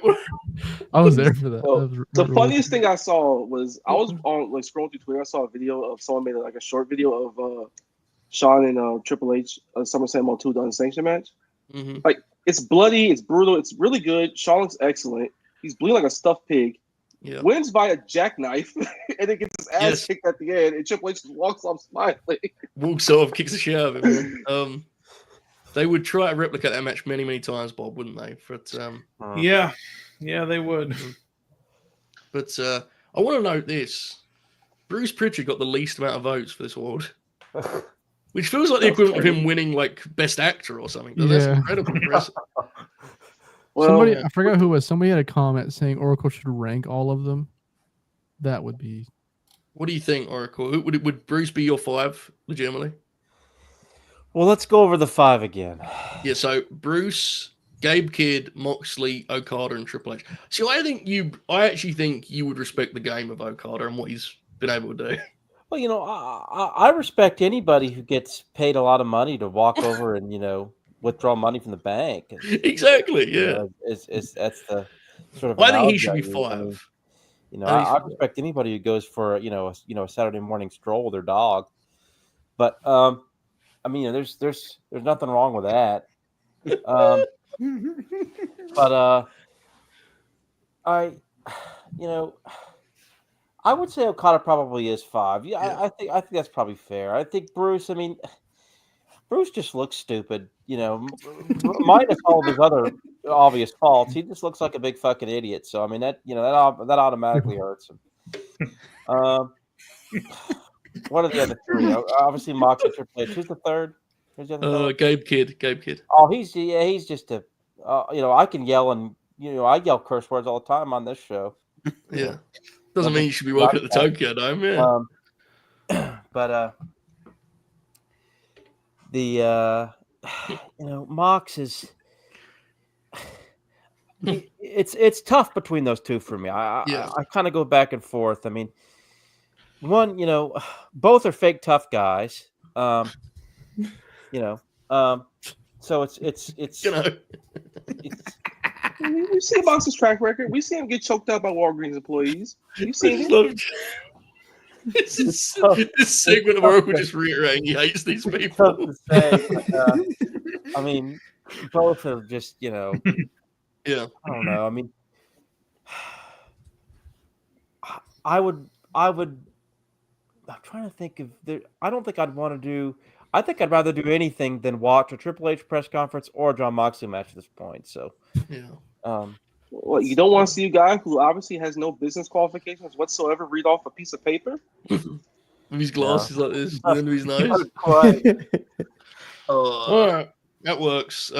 We have a new award up next. This is a traditional wrestling award. We try and be professional sometimes. Most improved nominees are another Oracle favorite, Bronson Reed, Damian Priest at 48 years young, Dave Finlay Jr. A man by the name of Dylan once told me recently on the phone that Damian Priest is the best big match wrestler in the world. Wow. Oh, there was some sense of sarcasm, but he was genuinely being bullish about it. So I thought it was interesting. Wow. That's a crazy take from Hornswoggle, bro. Dylan needs to chill, but I love it. Yeah, I think we're on that one. Yuya Uemura is our final nominee. At 3 with 11.8% of the votes, Bronson Reed. At 2, 17.8%. Dave Finlay Jr. And with 62.5% of the votes, a landslide. The Proto Star, Kyle Fletcher, takes it. Golden Grinny, or most improved. I thought this was No, pretty much undeniable. I think that's true because I mean, think about what he did from the beginning of the year to the end. I mean, yes, at the beginning of the year, I mean, who would even want to watch a Kyle Fletcher match? He had no idea what he was doing in the ring. Now. He was. That he is. was, I mean, that captures it. Say his full name, chat. Say his That full name. That is a proto star, Kyle Fletcher. Yeah. Oh, how do you remember when they had him do sweet the to be when the he proto did, star? he was doing a promo on Collision and he was like, the proto star is the prototype of a star. And all I could imagine was like, it sounded like Bruce had wrote it for him. You're like, what is this? You know, and he explained it to the people.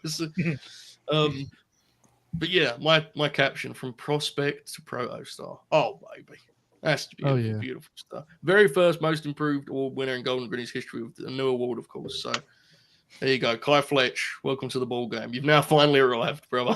Him and David Finley are funny cases to me because David Finley went from a wrestler that I actively just turned off my New Japan World subscription for every time I saw him, and then all of a sudden he's having like phenomenal matches in the Tokyo Dome, Godo. Like he's doing a lot of good work. He had a really fun global championship reign, and then Kyle Fletcher went from a wrestler that I liked a lot. I thought he was probably gonna. He's a tag guy, like, which is fine. Yeah. He's a good wrestler. Weird look.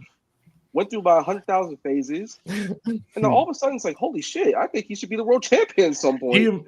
He emerged as like this classical heel at the end of the year, which was really fucking weird. That came with the everyone. Shelton match, dude. The his performance in the Shelton match is so where did that good. come from, bro? Like, yeah, that was crazy. Wild. Like, and we all know heel what versus he's heel doing. matches. Watching his Randy Orton tapes, what he's doing. I guess, yeah. He seems like he's someone's in his ear. I don't know. It's like scaling back your moveset slightly is actually working for him because for some guys it just doesn't. Looking at you, Jack Perry, but he's like slowing down the pace slightly. Yeah. Takeshita and him are examples of like not every approach is for everyone because Takeshita should be a bombs guy. Like, yeah, he really should be. But Kyle, it's helped him an awful lot. Chuck is right. They are both Chuck Hall of Famers. True. This is very true. Well, Charlie of Great Britain Promotions has been on that for a while now. So wasn't there a trade recently made though? Between I haven't agreed terms on that yet. Chuck's got you. Hold out. Yeah. I haven't really got a lot to offer Chuck. She doesn't want Solo Sikoa. I love you, Chuck. Correct me if I'm wrong here, but I was in the midst of a phone conversation. But at one point, Solo Sikoa made an entrance and then just left after the break. Is that correct? I don't know. Was it correct, Bob? I didn't see SmackDown yet. I was going to watch it after this. Okay. Did anyone see? Can anyone confirm this? Confirm this? Because he came out and Busty turned his camera off after that. Is anyone correct? Correct. It happened. Yeah, everyone's saying yeah. Okay. Wow, there you go. Still wearing the wounds, brother. Tribal War. Okay, it's time, folks. This one went viral last year. Bob's Bootlicker of the year. Ibu, of course, won this. Montel WP has won this. Bob himself has won this. And this year's nominees are Adam Copeland, who is now Cope, but in 2024 was Adam Copeland. Jesus Christ. CM Punk. Caden Lee. Mark Henry. And Seth Rollins. The votes for him. With 15.1% of the votes, he is Seth freaking Rollins. Shout out Colby. With 2%, sorry, 60.4% of the votes, and at 2 is his great rival, CM Punk. And with a dominant 42.8% of the votes, oh, shit.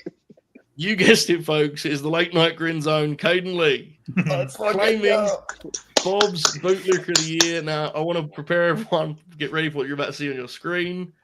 Oh my god! That's a bootlick right there, bro. Brother, you better hope to God someone doesn't have great photoshopping skills because that's not going to be a boot anytime soon. What was that horrifying graphic I just horrifying piece of business. I do want to say this before Caden takes his victory speech. I actually don't even know who Caden is supposed to be a bootlicker of. That's which makes it even we funnier. addressed Yeah. this in the chat. We were like, we don't even know. Like, it doesn't really make any sense. Actually, we just wanted to like Yeah. give you like. We're I gonna don't pop know, fuck with you, I ourselves, guess. right? Yeah, there you go. You won, bro. Congrats. How you Yeah. feeling, Caden? I'm so thankful to everyone who's been there through this journey. The good folks over at WWE 2K, where I started my sponsorship journey. Joe knows this. I want to thank my good friend, Mean Mark Calloway, another good friend, Steve Borden. You know, I'm really happy with what we're doing here. I also showed the picture last night. I really liked the views. Oscar Gutierrez, another close friend of mine. Everyone drink real American beer. Jesus. And the other one. Look, we're not gonna talk about that one. Jerry? You know, I gotta Joe, I gotta start this. I gotta end this where this all started. Happy Gilmore 2 is an upcoming American sports comedy film directed by Kyle Newacek. You're a bootlicker. Oh, let's go. Get We fucked. have Tell we them. have input Tell from them. our wonderful studio audience here. I would like to say, called me a bootlicker. I would She's like to gonna say, leave you, huh? I think this is important actually because we do give Caden a lot of shit, and that will continue Yes. for as long as he's part of this team. But I actually quite like you, to be fair, Caden, and Sorry. you have a license, and this is official because you can't win this world 2 years in a row. Because if you could, I mean, Bob would have swept.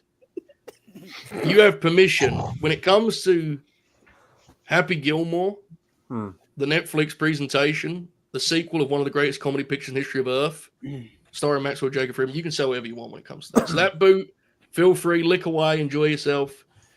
We're so back. Thank you to our friends at Netflix. Congratulations, Caden. And one more time, there it is. That's not a boot, y'all. Caden, in all seriousness, Caden, Bob O'Neill, Montel WP, Eber of Wrestle Purists. That's a lineage, dude. That's some. Yeah.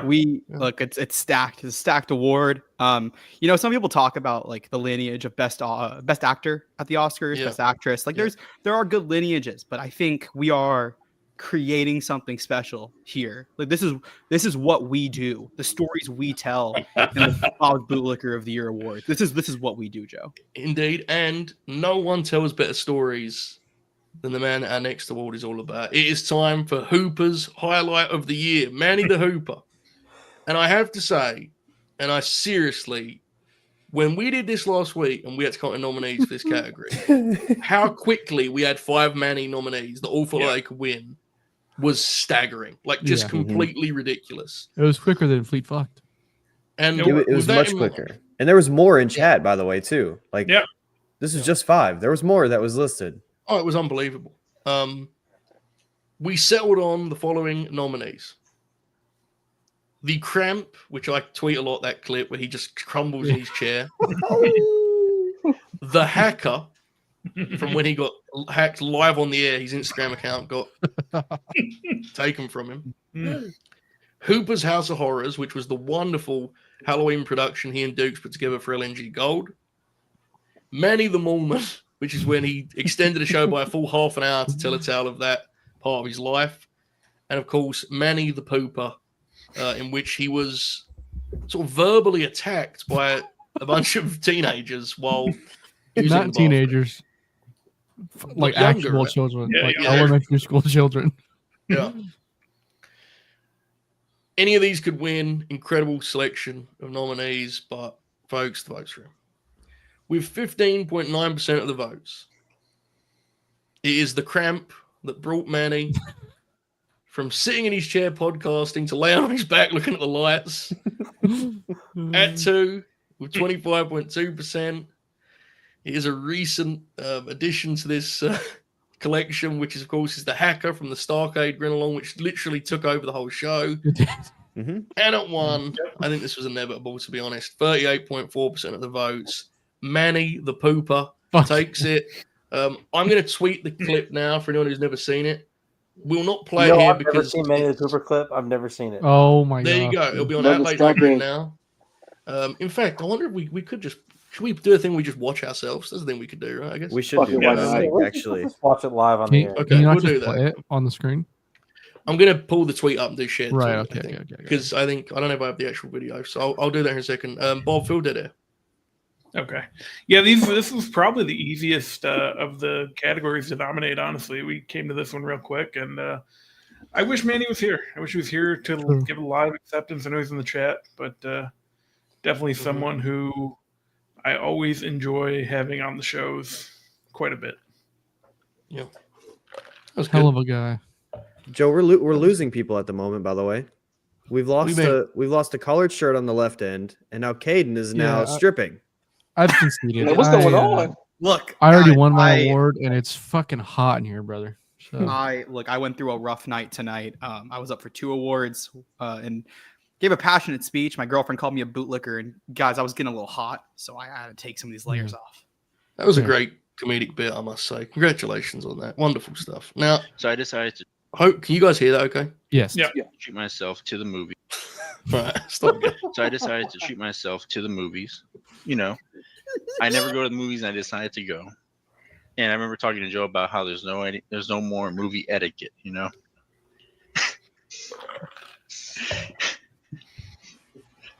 So I go, and I'm like, I'm gonna go to the restroom. So I go into the stall, and then there's 2 empty ones. Right, there's an empty one right next to me, and there's an empty one besides me. And then I guess Shrek 2 just ended, and all the kids ran into the restroom, and then they saw somebody was on the toilet, and they said, "We got a pooper, we got a pooper," and they started making all the stuff on the walls from all sides.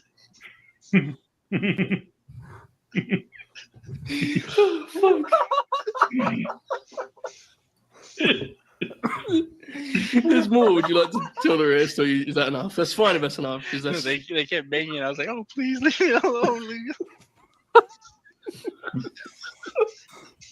Manny got bullied by children. And they just kept banging, and then you just hear the camp counselor, "Hey, leave him alone! Leave him alone!"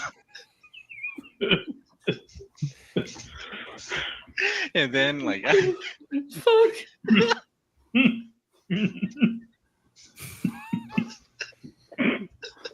and then I thought they all left, but I guess he had them all routed up to one corner, and I thought this is my time to escape. I leave, and I hear the same kid that started to chant, "The pooper's a giant! The pooper's a giant!"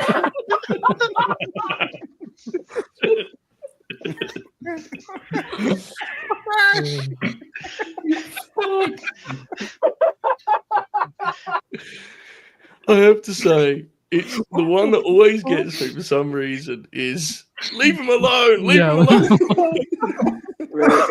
In a past life, Manny is like the greatest like cameo appearance in every modern 2020s slapstick comedy that comes out. Yeah, 100%. Unbelievable stuff. Wonderful stuff. That's part of like all the interactions because like Jack is like trying to like not laugh. He's like trying to like play it cool. He's like, and like at first Matt's like, you know, like, oh shit, here comes Manny with something, and like he's progressively just like losing his shit, and Joe's like trying to like banter with him, like Joe's like egging him on. I think I knew the story. And you got Bobby doing his classic. Bobby's just like chuckling the whole time. Like, that's great. Can't stop. Legitimately, and we are really lucky to have the crew we have for these shows. You know, like with the extended, when we do the respiratory stuff, Marcus, myself, we work with some very funny people, but no one is funny in the way that Manny is funny, right? It's a very unique, it's so chaotic. He starts talking and you have no fucking idea where he's going to take you. It's like hosting him is like, it's why I imagine wrestling Bill Goldberg was like hosting Manny the Hoop. You know, I don't know what he's going to do, but the crowd likes it. So fuck, let's go for a ride. He's the LNG Tongaloa. Is the best way to describe it. The infamous Manny the Hooper. There you go. All right. Thank you, Manny. We love you. I hope you're happy with the outcome. I don't know why you would be or wouldn't be, but there you go. It's time for some confirmed shoot action. Confirmed shoot, not be here tonight. He did not make the awards ceremony, but no doubt he's enjoying his time away from Hollywood, right? He's getting ready for next year's awards, no doubt, preparing. But it is time for his award, the confirmed shooter here. This, of course, is to the wrestlers that are willing to push the envelope on that microphone a little bit, get a little bit crazy on the microphone. Our nominees are Drew McIntyre, Jada Parker, Kevin Owens, Mariah May, and The Rock. In at 3, with 20% of the votes, it is Jada Parker. At 2, with 30% of the votes, Okay. Drew McIntyre. And at 1, with 32.7% of the votes, taking his second Golden Grinny, the final boss, Dwayne "The Rock" Johnson, gets it done. Let's go, What an Dwayne. incredible run that was. Let's go, Folks. Dwayne.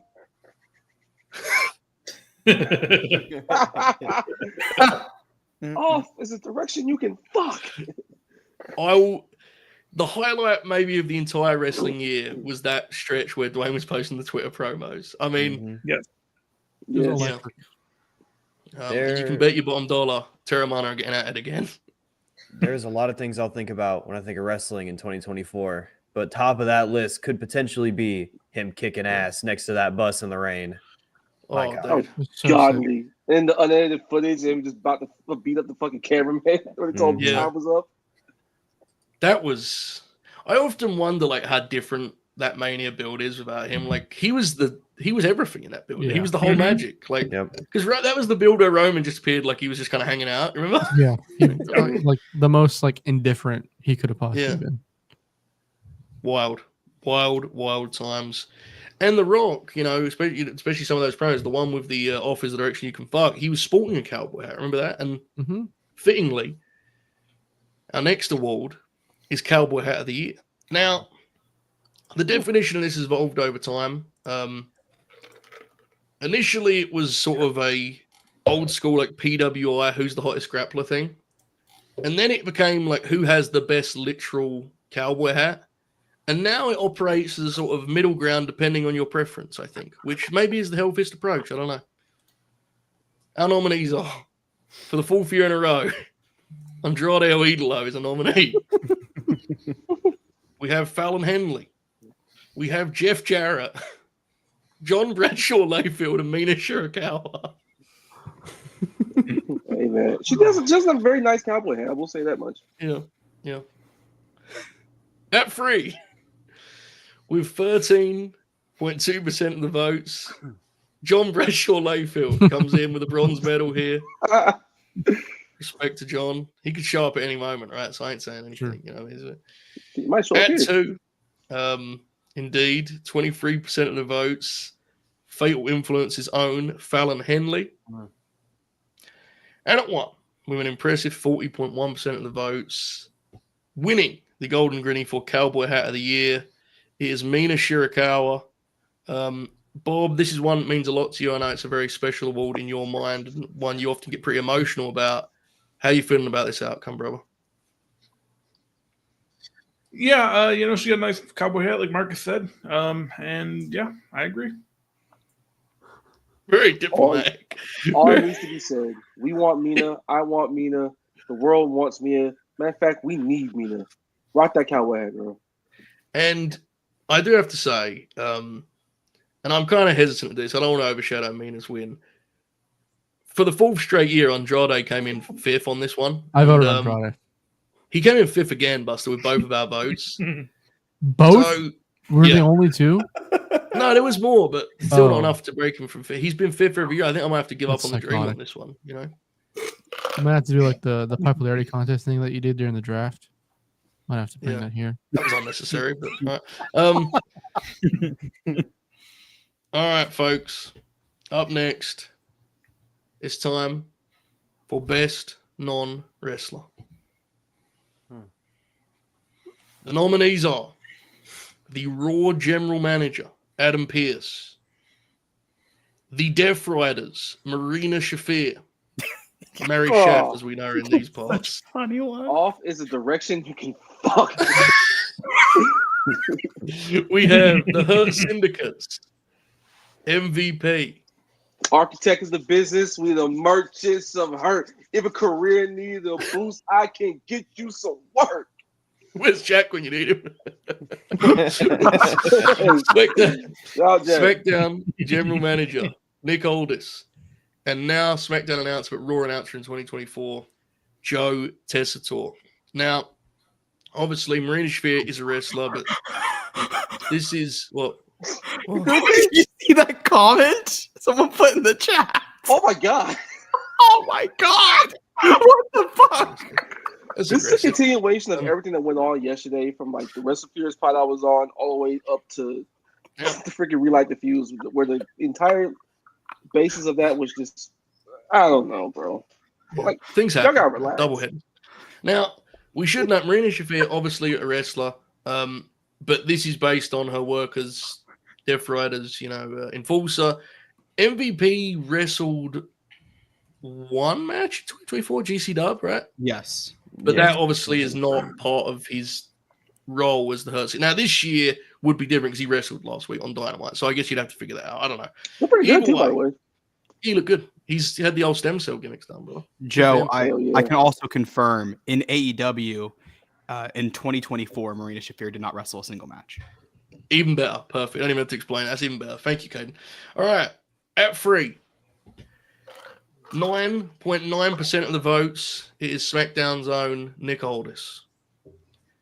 At 2, with 18.5% of the votes, Joe Tessitore.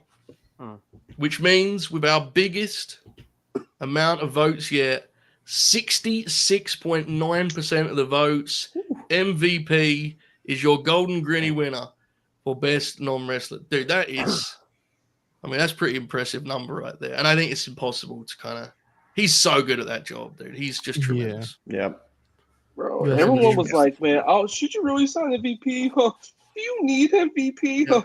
We don't want him here. It took him less than 2 minutes to this fucking debut on Grand Slam to be like, shut the fuck up. Yes, you need MVP.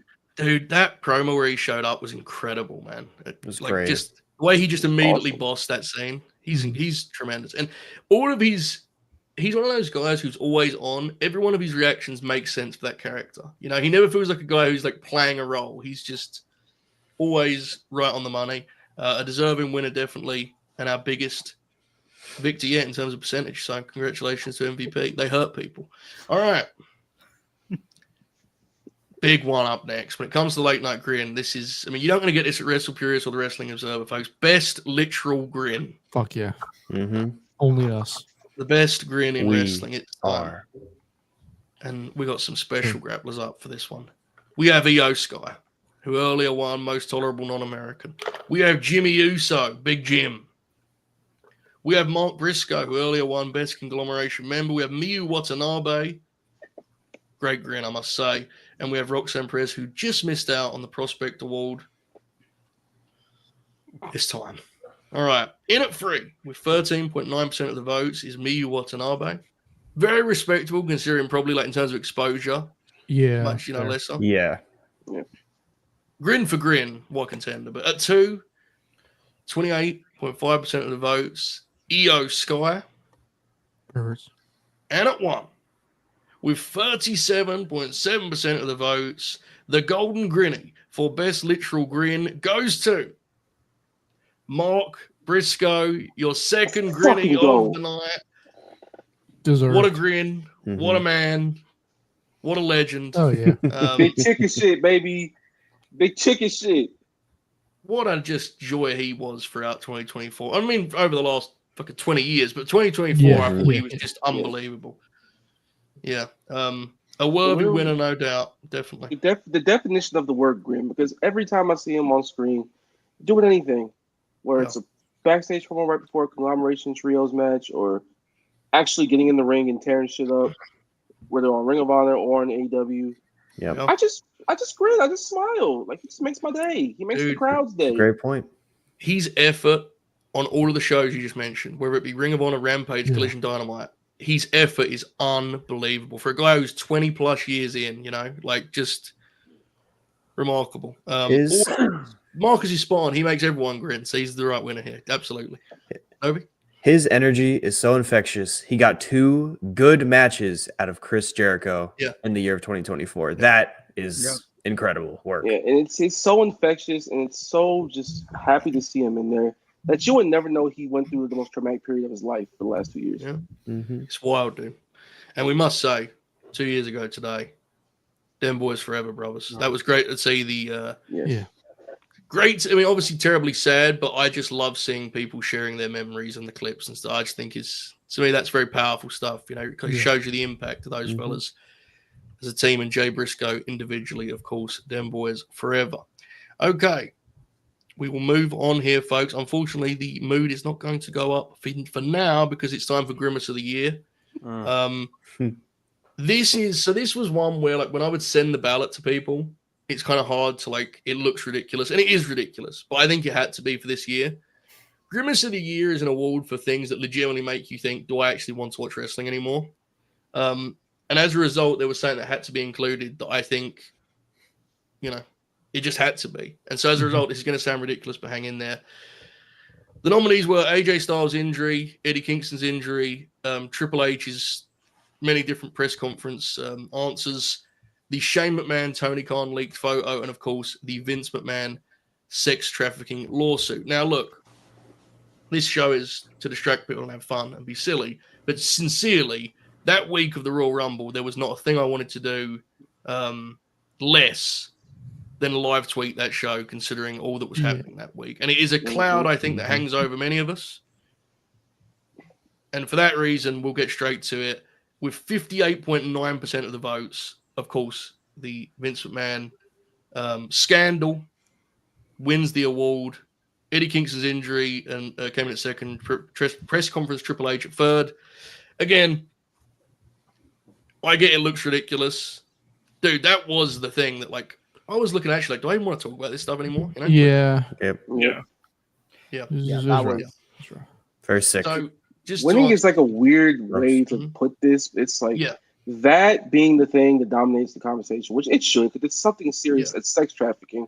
Plus the way that Triple H handled the answers at the press conference, which was just so damn poor. Terrible week. Yeah. Terrible. And it's one of those things where, like, generally that's not the tone we go for here, clearly. But it would have seemed silly to ignore it. It was just it wasn't, and we should note too, this is important, that wasn't just an isolated week. That is saying that wrestling is going to have to deal with the repercussions of the reality of the culture in wrestling for many, many years to come. That's another conversation another day. Caden, what was you going to say?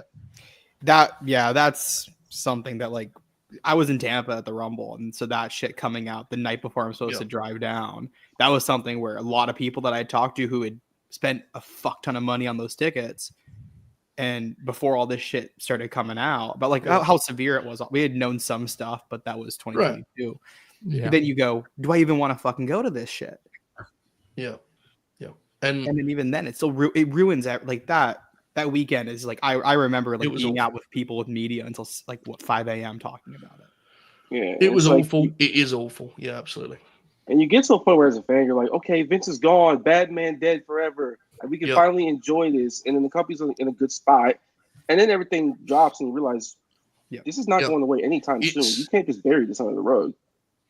And the reality is, it's so widespread in terms of the people that worked in that system that have now spread across the, you know what I'm saying? So it's like culturally is so deeply rooted.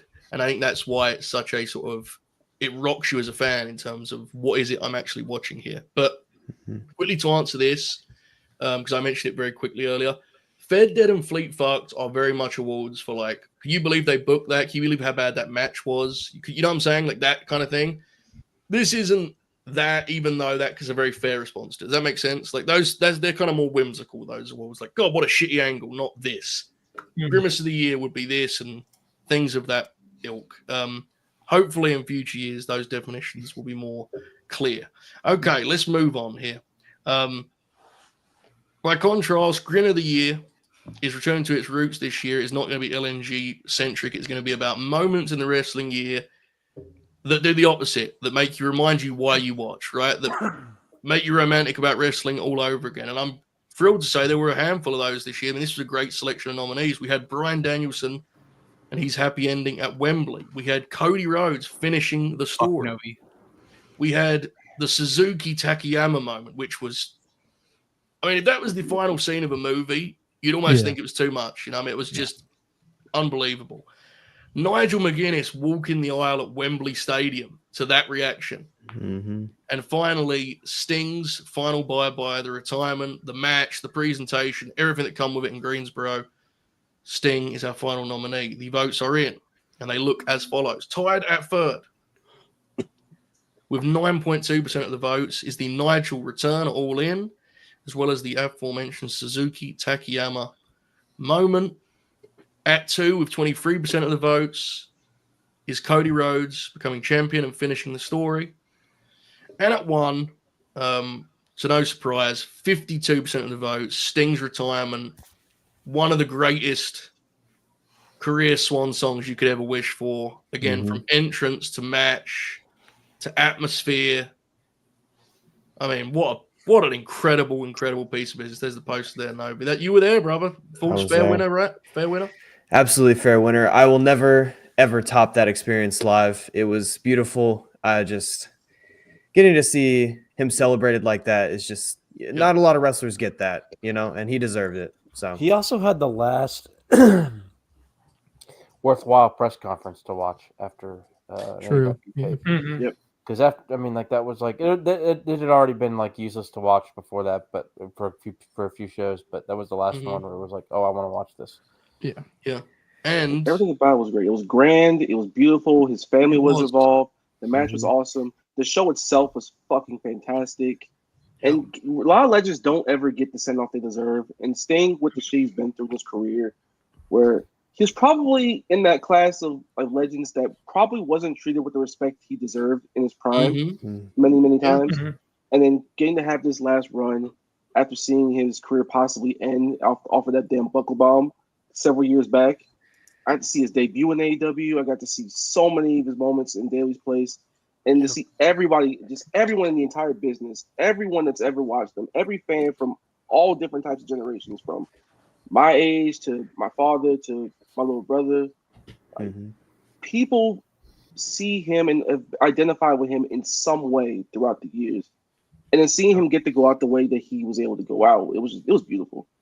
It was, and it's, in terms of pageantry, it's Tony Khan's 1 seed by like a mile, right? Like the way they did that was, AEW has many, many strengths. I don't think they're always the best at like capturing the significance of moments like that. They nailed that, dude. They should be very proud of that. Like, it was perfect. And the shot of him, like he was in the cinema beforehand, the final showtime, like that video beforehand was just it don't get any better. That really is like what this award moving forward will represent. This in terms of things we just go, how could I ever go without watching that? That's why I keep in this thing. So beautiful, all great nominees, but Sting a worthy winner, no doubt. Bob, it's your time to shine, brother. The weekly Bobserver's Needle Mover of the Year. And Sting is remaining in the ballgame for this one. He is a nominee, as is CM Punk, Cody Rhodes, The Rock, and Roman Reigns.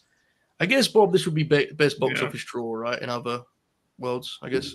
Yeah. I think the big man's getting a third one here. Do you really? All right, well, let's find out. I do. In at 3, 17.8% of the votes is the man who just claimed a Grinny is the Stinger. Very respectable. At 2, with 28.3% of the votes, it is CM Punk. And at 1, with 34.9% of the votes, with his third Golden Grinny of the night, you guessed it, the final boss, Dwayne "The Rock" Johnson, has done it. Bob, you were correct. I think you're happy with this result, correct? Yeah. I mean, there's no other choice. Like, no disrespect to Cody and Roman and all them, but like, it was just different this year when he was around.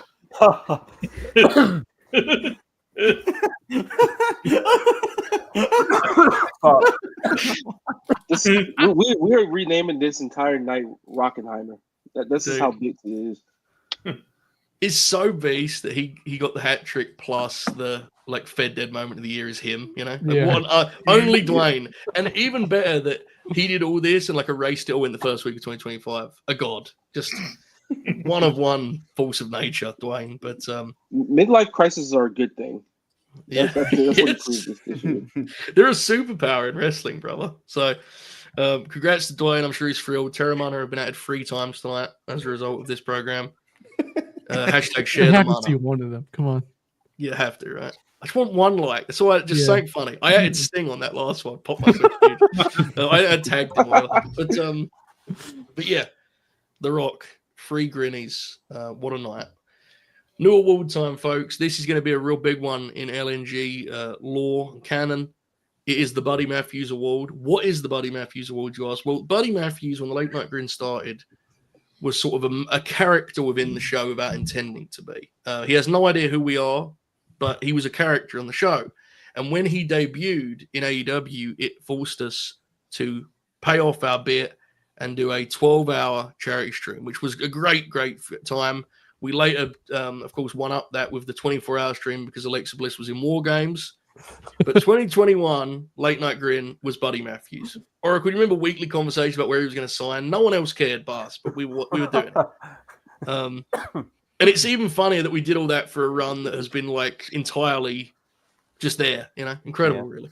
So this is for wrestlers that have in 2024 made a big leap in terms of where they stand in the Late Night Grin. Obviously, guys like Machine Gun Cole Anderson can't win this. Like, he's a day one, right? So that's important. So let's get into it. The nominees. The Phenomenal. AJ Styles. Fatal Influence's own. JC Jane. Happy Gilmore 2's MJF. The Hurt Syndicate's Shelton Benjamin. And the Tribal Chief, still in my heart, Solo Sikoa. What a faction, by the way. What a faction that is. It's time. Here we go. First ever Buddy Matthews Award. In at third, 16.4% of the votes, the Phenomenal AJ Styles. At 2, 28.9% of the votes, it is Bob O'Neill's own Shelton Benjamin. And at 1, with 41.4% of the votes, claiming the very first Buddy Matthews Award, JC Jane, welcome aboard. Finally. It happened, folks. JC Jane. This is crazy. Is a Golden Grinny winner at last. Oracle, you and I have been on ground zero for this one. Watching it happen, watching it emerge. How proud are you right now, brother? Oh, I'm thrilled. I mean, she posted her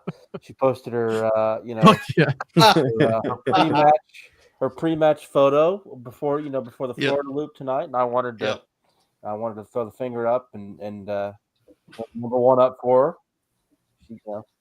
This is your new bit where you quote things purely to pop like 3 people is god tier. The one the other day was like Alexa had that selfie and you posted like the flex emoji. I saw that, yeah. Oh dear. I'll just quote ODB here one last time today. Jason Jane is good. The stand of excellence, Shelton Benjamin is the best. Yeah. It's Shelton's the man. I just think for LNG lore, he fell short, sadly. He won in every other category, but this is very specific. It's almost like it's out of their hands, really, isn't it? When you think about it. All I know is I see Hurt Syndicate. I say they should hurt all the other nominees and just give them that award. Fair. That's fair, bro. That's fair. I can't argue with that. There's going to be a Stan account is going to find this and be very confused. Very, very, which is fair. Jace Jane has been tagged, I would like to know. Jace Jane, welcome to the Thank you, Perk Omega. Shelton Benjamin is for the children. He teaches the children. Facts, to be fair. Most of the fellas on the roster are like children to Shelton, dude. He's been on TV most of their life.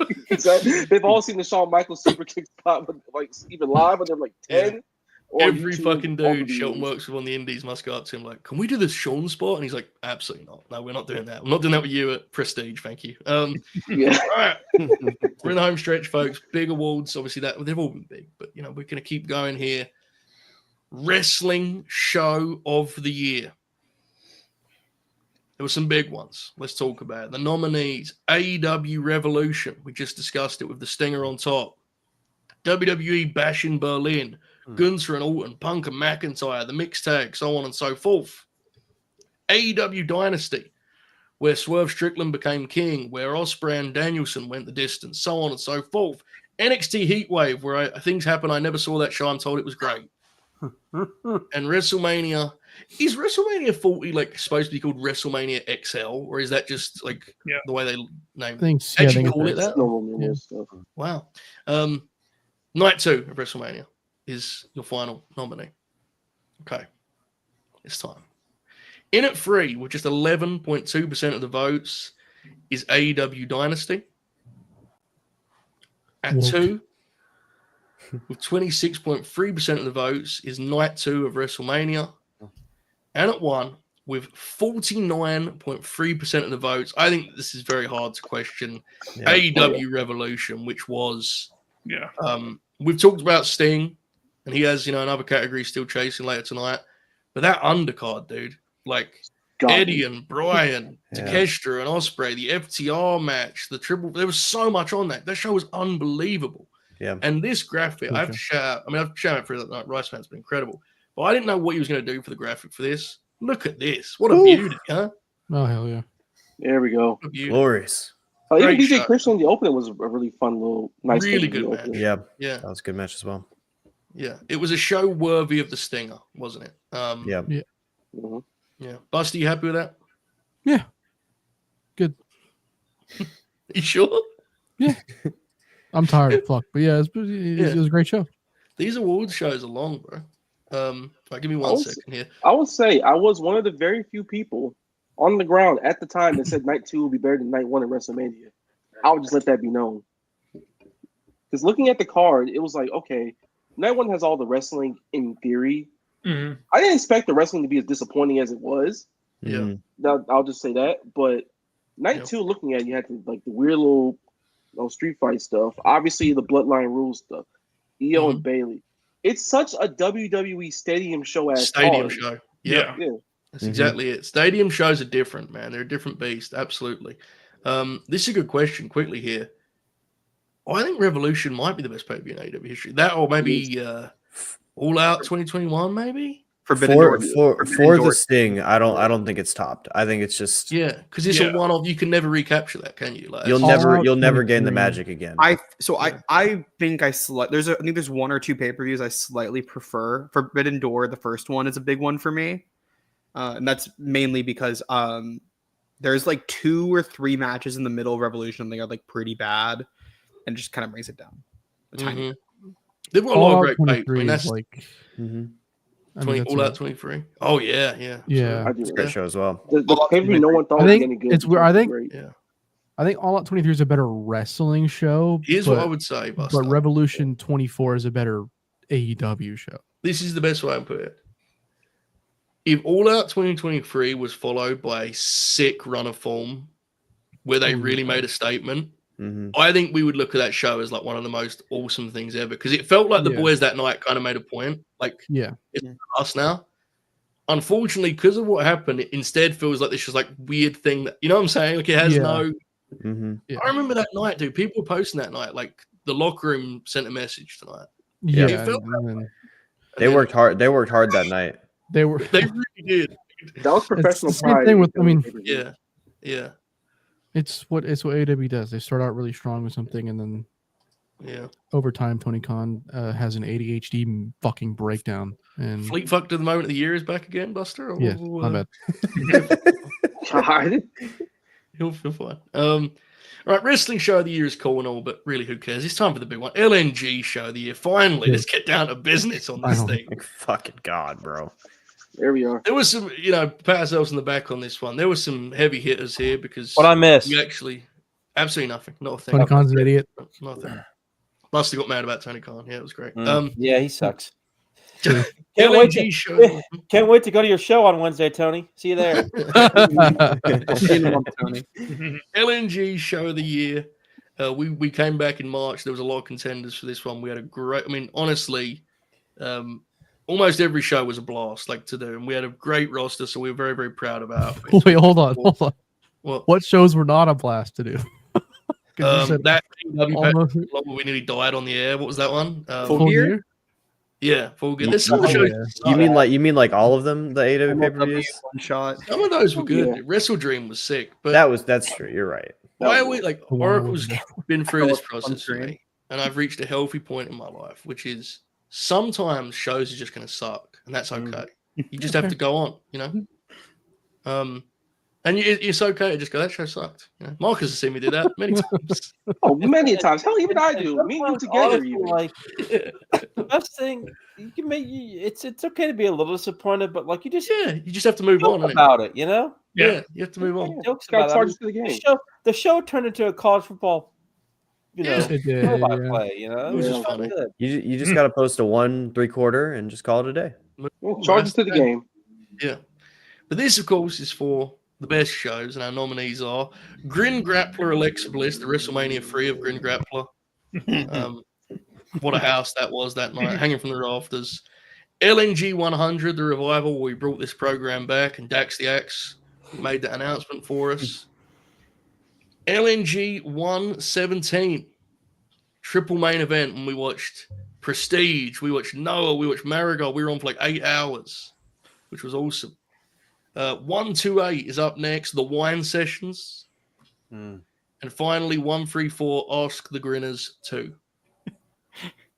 There was a big debate about which Ask the Grinners should have been nominated. But the votes for him. At 3, with 18.5% of the votes, it is triple main event, the Grin Along program, where we had AJ and Marufuji, we had Thatcher and Roddy, we had Io and Utami, which is back on a second here in a sec, with the match of the year nominees. Amazing Red and Leo Rush. True. Nice. At 2, we have, with 19.2% of the votes, LNG 100, the revival. We brought it back. Probably will always be my favorite LNG because that was like a month's build up. Should have won. That was such a good show. Yeah.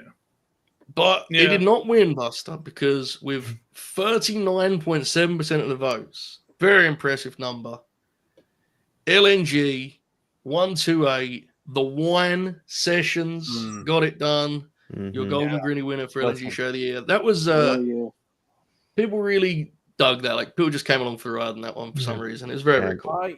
I spent my Friday late evening at about 3:30 or 4 a.m. turning on the Wine Sessions, and bro. First of all, Ibu looks like someone playing Ibu in a TV special on Lifetime. Over with the pork chop sideburns is just something I did not expect in any way, shape, or form. That is literally some of the most incredible bit banter I've ever experienced. And so Joe's trying to not break the fourth wall and break kayfabe during it all. And Ibu's just going on using all these crazy analogies, and of course the LA Knight is a onion ring wrestler. He's legitimately one of the most incredible things ever, and y'all breaking down what a wine wrestler is, and saying certain things can't, it's it's so stupid. Stupid it was so fun in the world. But so I call Ibu of the Tyler Perry verse. That is crazy. That is crazy. Yes. But no, he does. He looks like he has the Shamar Moore cornrows wig and from Dial of the Mad Black. It looks like he's in Young Rock, when they have the really shitty. Yes. But it's I remember that show came about the weekend before that Friday, right? It was a very late thing, and we threw it together, and we did the ridiculous incident bullshit, and people really enjoyed it, and I'm thankful for that. It was very fun. We do have to credit Tope Suicida for his edit, which was really did an awful lot. The intro for that video sets the tone. Bobby's voiceover. And then all of you, we got all those different scenes with you guys talking about the incident. Remember that? I can't talk about it, it was so fucking dumb, but I'm proud of it. And people, I think it's probably our most watched thing. So I'm not surprised it won. Thank you to Ibu, of course, for the time we followed it up. We had the Halloween gimmick. We had the Christmas show, of course, too, the holiday show. So very, very fun times. We'll see what's ahead of us. Maybe Wine Sessions 2 one day. Maybe, just maybe. All right, folks, final 2 awards. It's time for our best actor and best picture, right? It's time. Mm. Wrestler of the year. The nominees are as follows. Previously, Bryan Danielson won in 2021, Moxley in 2022, and Bryan again in 2023. He is back, Bryan Danielson, that is, as a nominee here in 2024. Cody Rhodes is alongside him. Suri is alongside him. Swerve Strickland and Will Ospreay. Great list of candidates for the votes for him. At 3, with 19.1% of the votes, is Will Ospreay. At 2, with a very impressive 20.4% of the votes, is Suri. And at 1, with 28.3% of the votes, the Golden Grinny for Wrestler of the Year goes to Swerve Strickland. Hey! Has got it done. Hell yeah. That's it. Bye. Yes, sir. Bye. And I have to say, look at this beauty. Oh, Yo, man. his house. Swerve's house. Can I say something Yeah. that looked really cool on Wednesday? So I was watching Dynamite on mute. So I was on the phone. No, seriously. And the angle they did where Nana hit Ricochet with a chair from behind, and watching Swerve come out on mute with a whole crowd, doing the dance was actually pretty cool. Dude, like actually, without doing on more, mute. For like, some reason, it just showed his aura. You just like without having that's it, bro. audio He's on. so cool. Like, yeah. on a show where a lot of guys, as talented as they are, have damaged their star power, he actually feels like a major league pro wrestler. Like, He changes the feeling of the TVs in only a way like only one other guy does. It's Will Ospreay. There's a P1, P2. That time period where he was now on TV after All Out. Brutal. God, that helped his case for me. I thought that added so much. How that show changed and got significantly worse because he wasn't there. I think that shows how impactful he became. I think also a lot of folks feel he's the guy who deserves this award because of like the leap he took. I think. Yes. The way he felt as champion in May compared to how he felt walking into Wembley Stadium is like they're different people. I think he could have also been nominated for like most improved, but not because like he just got that much better, like that much. It's crazy. Also, did Suri get more votes than Cody Rhodes? Suri came in at second, and I have to say, after 80 ballots, Suri was winning. My God. I actually think eat shit. it's a really interesting conversation. I don't know how people feel about this with whether we should have Women's Wrestler of the Year and Men's Wrestler of the Year. And I don't know the right answer because Suri, her output in 2024 was good enough to win any award, right? Yes. The challenging thing about doing it this way is that is doing things equal, but you're doing it for an industry that is not equal. So the opportunities for the women are such that it's going to be very difficult to credit them. And so I don't know what the right answer is. I'm probably, maybe it's something we can talk about next year. But if we're trying to approach it like it's a level playing field, which is not a fair reflection of the industry, where there's just way less opportunities for the women to have matches of the year, wrestlers of the year. I mean, Suri is like self-promoting herself in freelancing. You know what I'm saying? So her getting second is really fucking cool, legitimately. Yeah. So I personally, whenever I did my awards on my channel, I split it up into both because I like to just give shine to everybody possible. But Swerve was my men's wrestler. Suri was number 1 for the women's wrestler. The way she like carried Joshi on her back this year is unbelievable. The matches is bar none this year. She has been incredible. She would have been my pick of like just overall. It's also a beast that like she just walks into any promotion. It's like, hey, can I win your world championship? There's like, yes, man, right this way. Please, you could actually take this. It's fine. I don't want it. You're good. Yeah, absolutely. That's okay. You can keep it. All right, folks. It's main event time. Match of the year. Here we go. It's a close one too. It's a very, very close one. The nominees are Bryan Danielson and the Wrestler of the Year, Swerve Strickland from Wembley Stadium, AEW All In. CM Punk and Drew McIntyre, Hell in a Cell, WWE Bad Blood. Cody Rhodes, Roman Reigns, WrestleMania XL Night 2, Tribal Combat. Yawn. Darby Allin and Sting versus the Young Bucks, AEW Revolution. And Io and Itami from, was it Marigold? Summer Destiny. Summer Destiny. July, was it 12th maybe? As I remember the It was 13th. poster. 13th. It was on my birthday. It was a wonderful experience. Itami and Io, which was, of course, Io's return to, well, not Marigold, the promotion, but the Joshi scene. Yeah. Sumo Hall.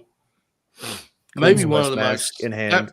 Io's performance in that match was like, my God. Yeah. But the votes are in. At 3, with a respectable 21.1% of the votes, Bryan Danielson, Swerve Strickland, AEW, All in London, Wembley.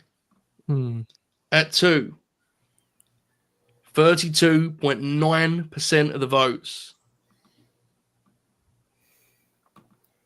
And the winner, wait a second, has just 33.6% of the votes. Oh my God. One vote in it. At 2 was the Hell in a Cell, CM Punk, and Drew McIntyre, which means at 1, the Golden Grinnie for Match of the Year, Darby Allin and Sting versus the Young Bucks, AEW Revolution. A big time night for the Stinger. Well, those are the 2 best matches of the year. In the Yeah. This graphic is... That's beautiful. And the words here in the backdrop are Chucks, which is beautiful touch. I got to send that that's through a awesome. little Hell Those yeah. are the WCW magazine for like 92. It's fucking beautiful, dude. I thought that was a really fair reflection. Punk and Drew were winning for a long time, and then Sting at the very end took it. We should know, we've talked about Sting a lot tonight. Darby Allin almost died in that match, and the Young Bucks. Oh, Darby Allin on the match is legitimately one of the 5 craziest things I've ever seen. Yeah. Yeah.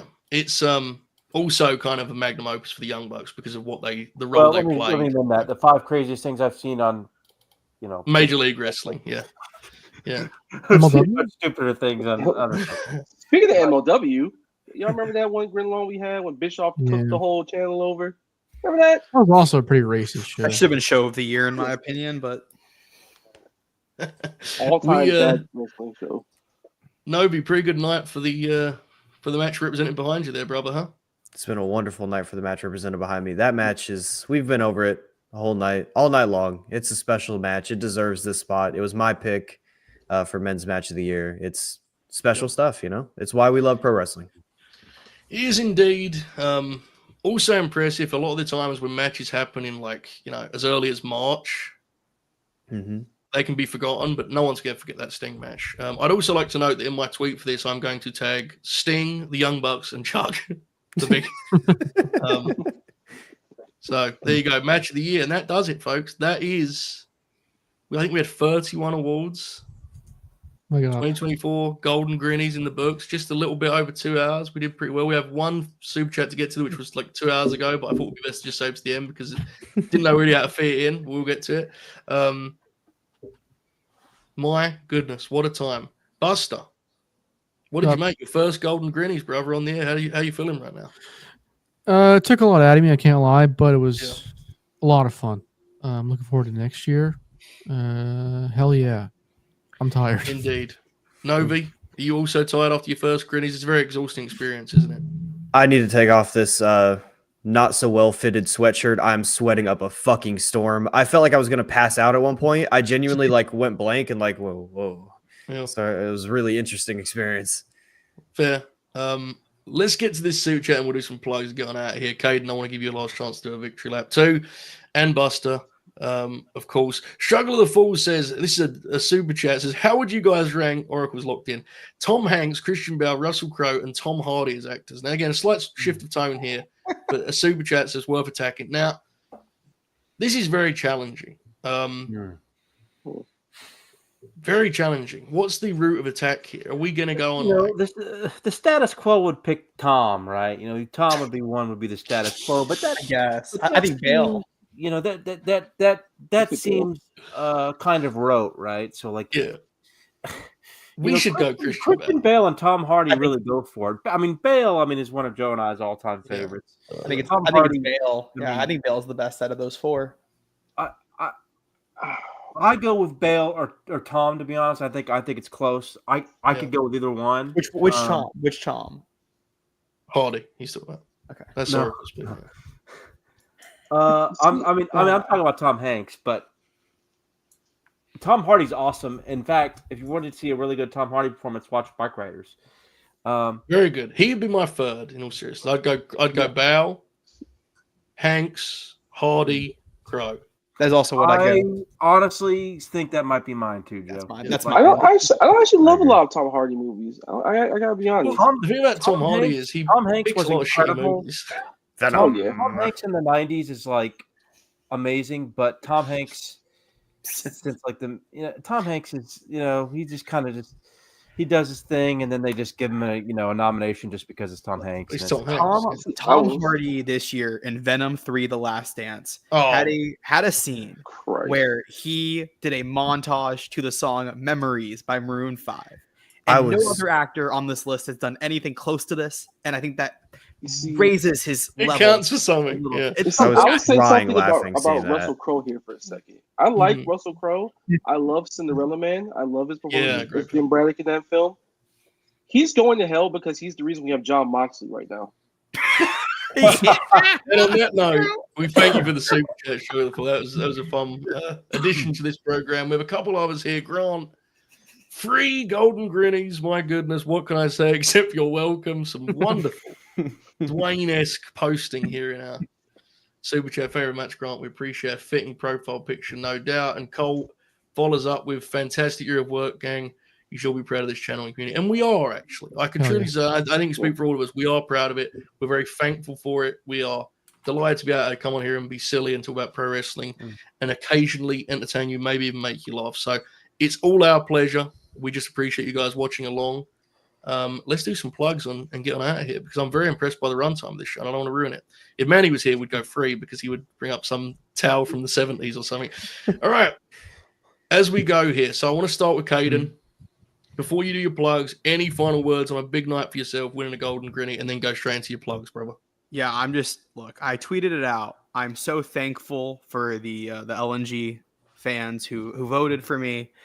And, only other thing I really have to say is that Happy Gilmore 2 is an upcoming American sports comedy film directed by Kyle Newacek. It's written by Tim Harrelly and Adam Sandler. It is starring Maxwell Jacob Freeman and Adam Sandler and another redheaded person who I will not be naming because I've been banned from naming this individual. Use code Late Night Grin LNG to sign up for Netflix when this movie does release. We will be doing another episode of Relight the Fuse sometime soon. We're going to pencil that date in and get it to y'all when we can. Check out Relight the Fuse from last night. It is basically just a podcast. So it will have a lot of good content. There's actually it was actually a really great show. I liked what myself, Novi, Marcus, and Chuck talked about. So yeah, please go watch that if you have not checked that out yet. Beautiful. Absolutely. I love it. Buster, you won tonight also. Any final words on that? And then go and plug the Graps podcast, of course. I'm honored. I'm taken aback by the support, folks. Thank you. I appreciate it. Again, I'm tired. The Graps podcast. Earlier this month, we did Catherine Chronicles Dave Bautista. Next Sunday, we'll be doing Khalid's show, Pure Time Capsule. We'll be going over the career of Nanae Takahashi. A little crash. Oh, shit. Yeah. Oh. We're watching 3 of her matches, and then he's planning it all. I've given him full. He's whatever the fuck he wants to do. It's up to him. So yeah, he knows ball, bro. He does. I would like him to be on the show more. He doesn't want to do it. I don't know why. That's fair. Got to pay him more, I guess. I don't blame him. Yeah. All right, fair enough. Novi, you did not win any awards tonight. Do you have any plugs? Fucking loser. Unfortunately, I didn't, but usually I would take this time to plug some of my content, and I will. The pre-show will be live this coming Wednesday with Caden and Chuck. However, the pre-show is also live this past Wednesday, and we featured the man behind all these graphics, Rice Man Wrestling, who has a YouTube channel, and I'm going to take the creative liberty to link it in the chat. I want you all to subscribe to Rice Man's channel on YouTube. You'll see more of those beautiful thumbnails. We're very excited to see Rice Man And come to the game. I'll go a step further. If you're watching on your TV, like the Oracle of Wrestling, you go to our channel, you scroll down, there'll be a section called Featured Channels. You're going to see the Graps podcast. You're going to see Nobi's channel. You're going to even see WrestlePurists. And now you're going to see Rice Man's Wrestling channel. Boom, right there. So you can go that way too if you're on TV. You do whatever you want, but go subscribe to Rice Man. He's the best. And I may even be stopping by on that fresh emerging channel. It's a new territory, right? You got to Oh yeah. get them while the rates are high. Oracle, are there anything you'd like to plug, brother? And at some point, we're going to reschedule School of Wrestling. We will. We will finish the Ruthless Aggression Yes. Gimmick as soon as we can find the time. It may have to be a weekday. I don't know. A weeknight. I know it's busy. I know it's busy early in 2025, but we're gonna get NFL playoffs are in the midst of it. The Rumble's in a couple of weeks, so lots of things going on, but we will fit that in next Friday. The first ever Rumble Tumblr. My God. Hell yeah. My God. We will, with the exception of subtracting the 01 Rumble, which is a great one, but we've already watched it on this platform. And is there any others, or is that just the only one? I think that's it. Yeah, I'm pretty sure. With the exception of the 01 Rumble, every single Rumble will be considered as we do a random selection of 3 Rumble matches, which we will watch in succession and grin along to. It will probably be a 3-hour grin or so, probably a little bit longer. And we could get some really shitty Rumbles, dude. We could land on 95 and be out of here in 2 hours and 40 True. minutes or something. True. Oracle, clarifying question: is the greatest Royal Rumble in Saudi Arabia included in that? This Is not included. No. Okay. No. Thank you for asking that, Caden. That is a good question. That That's a will good not be question. included. There's Hopefully only we don't Royal get Rumble the, matches, men and women, that have occurred in the Royal Rumble on the Royal Rumble pay-per-view from 1988 through 2024. Dude, hopefully we don't get 2011. Minus a one. Oh, God. Oh, man. Yeah. Well, how about the 2019 Women's Rumble that goes like 75 minutes to run the Becky win? My God, I just watched that last year. It's terrible. We'll see, folks. We will see what the random selection does to us. We sure will. Absolutely. Beautiful. I love it, Oracle. Thank you, man. I'm very excited for that. Bobby, anything you'd like to plug? Rumble Tumblr next week. Grin Grappler Shane McMahon on the 28th, I believe. I think that's it for now. Beautiful. All right, Marcus, I know you got a lot of big business going on. Last night you were on the Dynamite Vehicles, Relight the Fuse, WrestlePurists. Anything else you'd like to put over? Now's the time, brother. Go for it. Man, other than the business we got going on over at LNG Gold, Relight the Fuse, me, Chuck, Novi, Caden, the Rookie 9 Naruto type shit right here. Brainbuster, congratulations once again on Rookie of the Year. No sophomore slumps in this rookie class, man. Yes, sir. Also, if you are not subscribed to the self-made Patreon or a member of the Discord, better get on that right now. We hit over 1,000 the other day. Wow. Last night we were in there. We got through some match recommendations from some paid subscribers in there, highlighted by Kenny Omega versus Tetsuya Naito, G1 Climax 27 final. Amazing match, electric atmosphere in Rio Goku. Both men tried to absolutely murder each other. Kenny Omega almost broke his neck on a pile driver spot through a table. Awesome wrestling all around. We even watched a Noah match from the N1 last year featuring a certain NXT talent that I will not name. Josh Briggs. But anyway. That's Ibu's guy, bro. He loves him. Ibu likes a lot of bad wrestlers. I'm still putting it out there. But again, Ibu, Chris, Rob, man, love y'all boys, man. Y'all doing a lot of cool shit. Ayo, of course, love y'all niggas, man. Yeah, way overdue. I'm very happy for the guys. They're killing it. And of course, Marcus, you're always a big part of that. We have a final super chat here, and I think it's fitting Riceman have the last word. He says, subscribe to LNG Gold to make your voices heard next award season. He is right. That is a perk of being a member. I think it's very fitting. He have the last words here, folks. Everyone goes support Riceman. We appreciate his graphics throughout the night. We hope they added to the show for you guys. They certainly entertained us, right? And what when there wasn't a graphic, it was almost like, damn, I wish I had a funny image of this man's hair. But the words are for the best. Hopefully these tweets go well and not very poorly. We shall see. We hope you enjoyed this. We're back next week with the Rumble Tumbler. There'll be a lot going on, as there always is. The wrestling schedule is going to make sure of that, no doubt. So keep grinning. All hail. Congratulations to all of tonight's winners. Leave a comment below on how you feel on the outcomes, by the way, if you're really fired up at this late hour. But either way, enjoy this outro. Have a great night, folks. Goodbye.